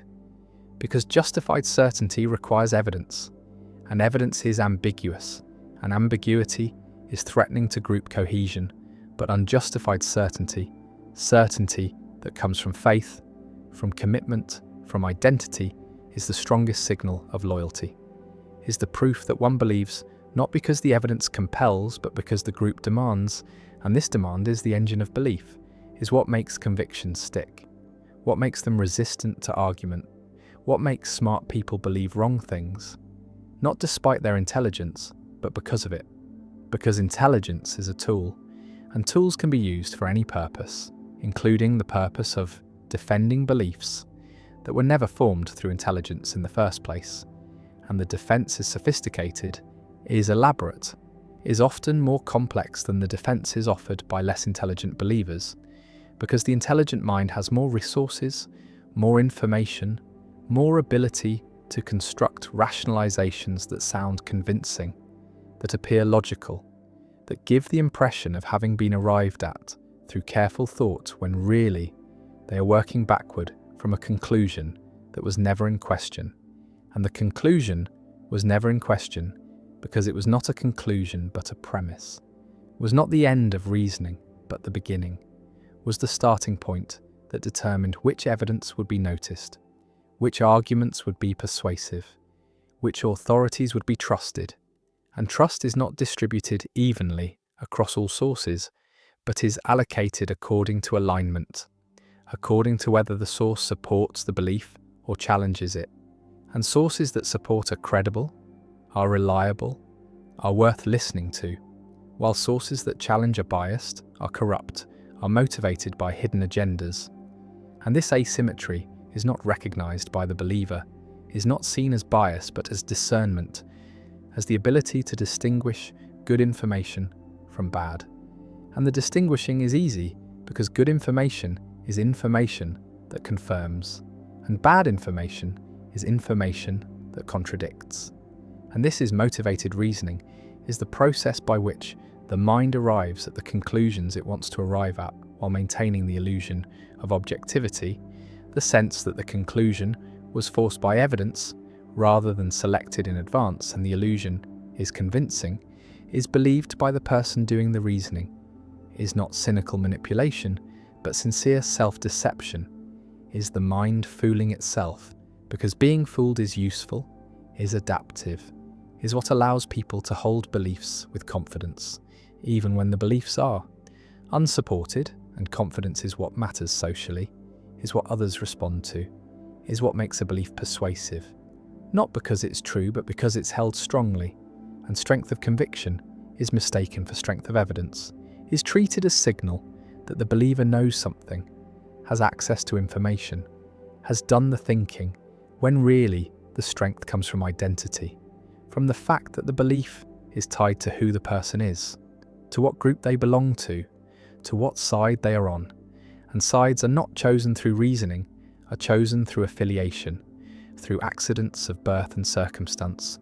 through exposure to certain narratives at formative moments. And once the side is chosen, the beliefs come with it, come as package, come as the price of membership. And the price is paid gladly, because membership is worth more than truth, is worth more than accuracy, is the thing that makes life meaningful, that provides identity, that offers protection. And protection requires conformity, requires that everyone in the group believes the same things, or at least claims to believe them. And the claiming becomes believing through repetition, through public commitment, through the performance of belief that eventually converts into genuine conviction. And the conversion happens without awareness, happens gradually, happens through the mechanism that psychologists call cognitive dissonance reduction, where the mind alters beliefs to match behavior because behavior is harder to change, is more visible, is more socially consequential, and so the internal adjusts to match the external, and what was performed becomes believed, and what was believed becomes identity. And identity is the deepest level, is the level at which challenge feels like attack, like assault on the self, and the self defends, mobilizes resources, recruits intelligence in service of protection, and intelligence is effective, is dangerous in this role, because it can construct arguments that are superficially compelling, that exploit real ambiguities in evidence, that find the weak points in opposing positions. And these arguments are not offered in search of truth, but in defense of identity. Our weapons, not tools, are designed to win, not to discover, and winning means making the other side look wrong, look foolish, look motivated by bias, and the accusation of bias is always available, is always applicable, because everyone is biased, everyone is motivated, everyone is reasoning from premises they did not choose, and cannot justify except by appeal to other premises they also did not choose. And so the accusations are symmetrical, are hurled back and forth, without resolution, without movement, without any possibility of convergence, because convergence would require both sides to treat truth as the goal, to be willing to change their minds if evidence demanded it. But evidence never demands anything. Evidence is passive, is interpreted, is filtered through the beliefs that are already in place. And the beliefs that are already in place are determined by identity, by group membership, by tribal affiliation, and tribes do not care about truth except insofar as truth claims serve tribal interests, serve to distinguish us from them, serve to mark boundaries, to maintain cohesion, to provide narratives that explain why we are good and they are bad, why our beliefs are justified and theirs are delusions. And the asymmetry is total, is never recognized as asymmetry, but always experienced as accurate perception, as seeing clearly while others are blind, and the blindness is attributed to stupidity or dishonesty or indoctrination, never to the same mechanisms that are operating in oneself, because one's own beliefs are transparent, are not seen as beliefs but as obvious facts, as the way things are, and the way things are is not up for debate, is not subject to revision, is the foundation on which everything else is built, and challenging the foundation threatens the structure, threatens everything.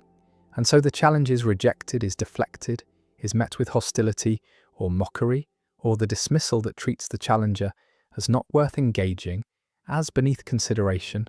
as so obviously wrong that responding would be a waste of time. And the waste is avoided, the belief is preserved, the identity is protected, and life continues with certainty intact,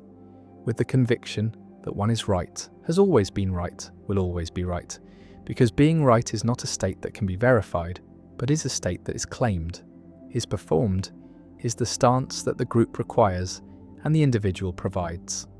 And the providing is not sacrifice, but fulfillment, is not loss but gain, Is the way that belonging is achieved? Is the way that meaning is found? Is the way that the chaos of existence is organized into a coherent narrative where the self is on the right side, is part of the good, is aligned with truth, even if truth is never actually encountered, never actually sought, never actually valued except as a rhetorical weapon to use against opponents. And opponents are necessary, are required by the logic of tribal epistemology, are the ones whose wrongness confirms our rightness, whose existence justifies our beliefs, whose errors prove our accuracy, and the errors are easy to find, because looking for errors is what confirmation bias does, is the selective attention that notices everything that supports the belief and overlooks everything that contradicts it. And the overlooking is not deliberate, is not conscious suppression, but automatic filtering. Is the mind attending to what it expects, what it is primed to see? And the priming comes from belief, comes from the framework that determines what is salient, what is relevant, what is worth noticing, and what is worth noticing is always what confirms, is always what can be incorporated into the narrative, and the narrative is not discovered but constructed, is built from selected pieces of evidence that are arranged to tell a story, and the story is always the same story, is always the one where we are right and they are wrong, where our beliefs are based on evidence and theirs are based on bias, where we are rational and they are emotional, where we are honest seekers of truth and they are motivated by power or fear, or some other corrupt motive, and the motives that are attributed to others are never attributed to the self, are never seen as operating in one's own reasoning, because one's own reasoning is transparent, is experienced as simply responding to facts, as following evidence, as arriving at conclusions that are forced rather than chosen, and the forcing as illusion is the feeling that arises when motivated reasoning is operating smoothly. When the mind has successfully convinced itself that the conclusion it wanted to reach is the conclusion that evidence demands, and the demand is retroactive, is constructed after the fact, is the rationalization that makes the belief feel justified, that allows it to be held with confidence, that enables the believer to defend it against challenge and feel virtuous in the defending. And virtue is the reward, is what makes belief feel good, feel right, feel like something more than preference, and the more than preference is what gives belief its power, its capacity to motivate action, to organize communities, to inspire sacrifice, because preference can be changed, can be updated, can be revealed as merely subjective, but belief that is felt as knowledge, as truth, as correspondence to reality, is not subject to change, is not vulnerable to challenge, is the rock on which identity is built. And the rock is not geology but psychology, is not objective but constructed, is not discovered in the world but imposed on the world. And the imposition is what makes the world intelligible, what makes experience coherent, what prevents the vertigo of radical uncertainty. And uncertainty is intolerable, is the state that humans will do almost anything to avoid,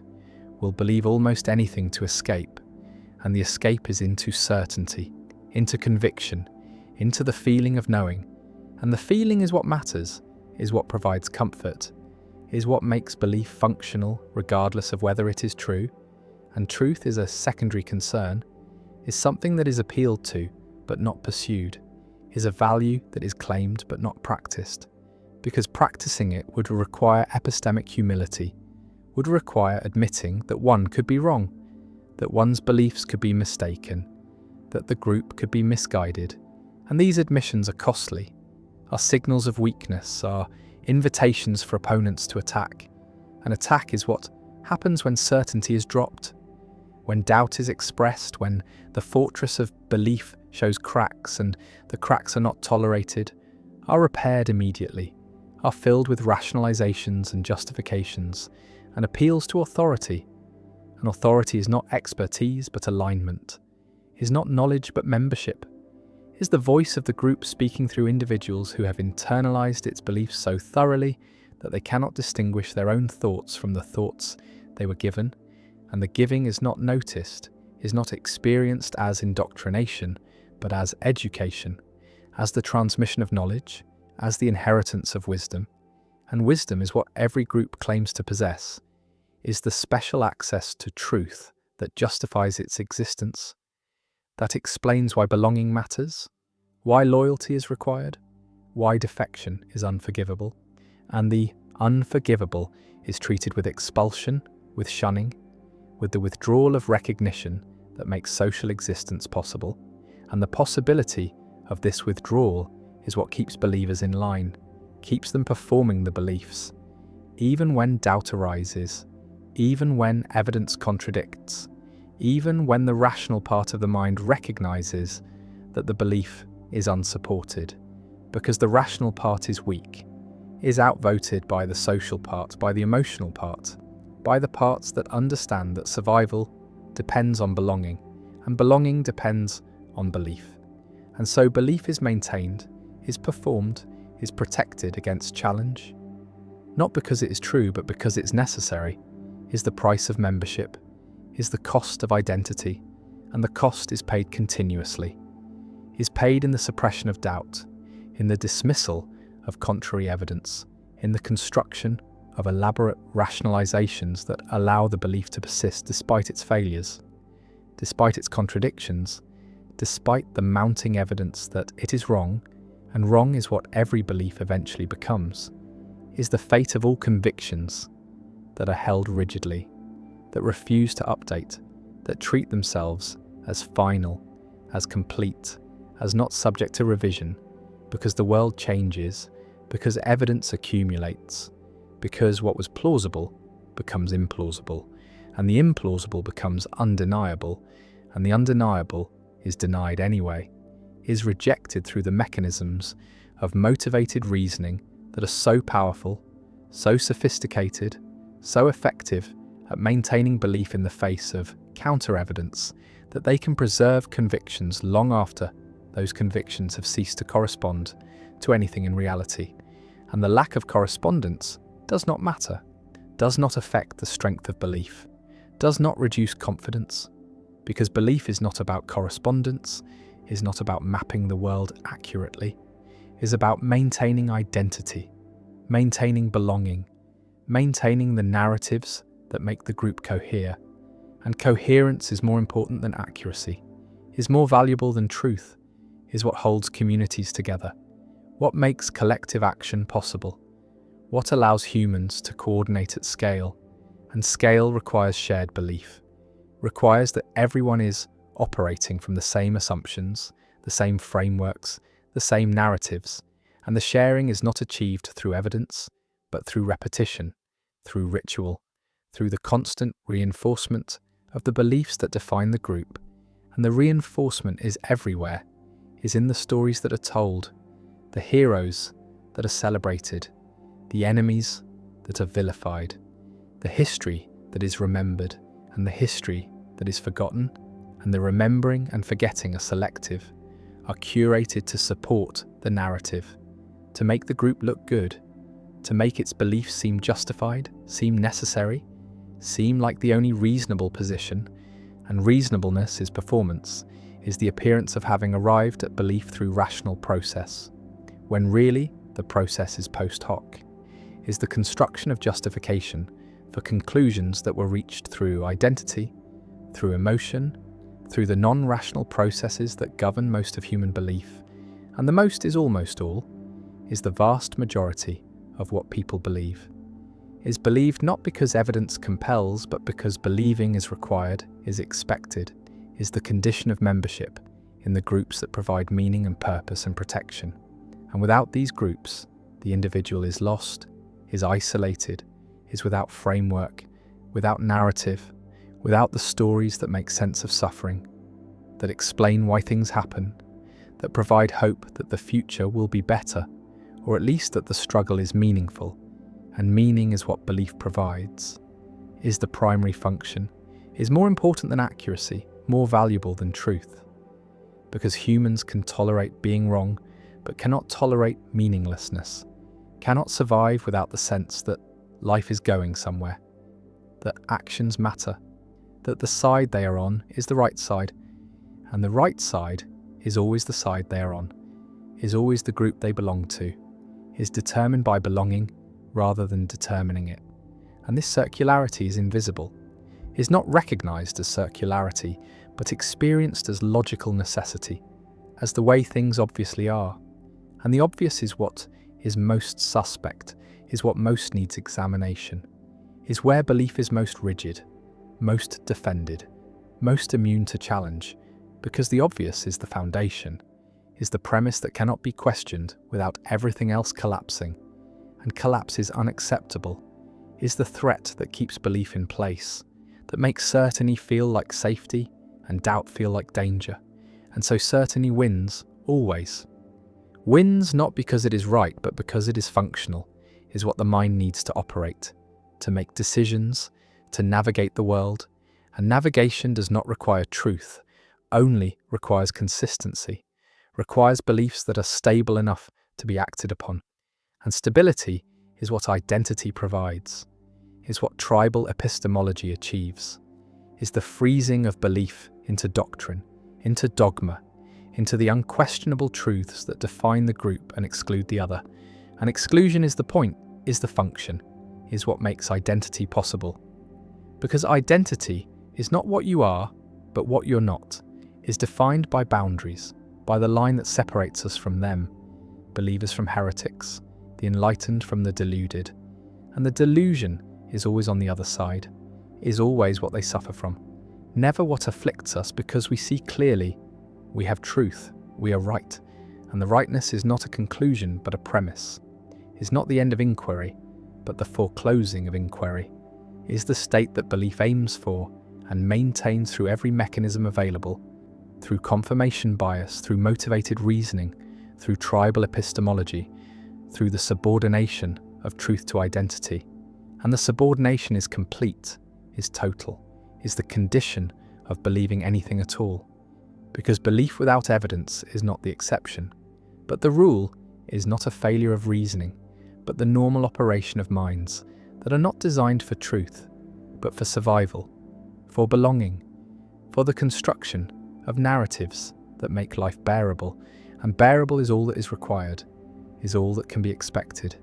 is the standard that belief meets regardless of whether it meets any other standard, and other standards are luxuries, are the concerns of those who have the security to question, to doubt, to examine their beliefs,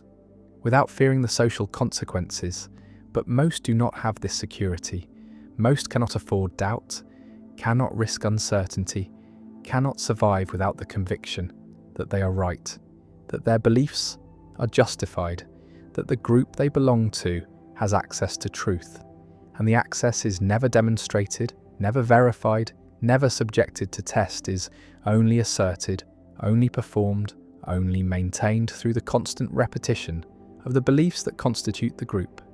And the constitution is circular, is self-referential, is the tautology that defines all tribal epistemology. That we are right because we believe what we believe, and we believe what we believe because we are right. And the circle is unbreakable from within, can only be seen from outside. From the perspective of someone who does not share the belief, who has not internalized the identity, who can see the mechanisms operating, and the seeing changes. Nothing convinces no one, because the believer is not operating from evidence and cannot be swayed by evidence, is operating from identity and can only be swayed by changes in identity,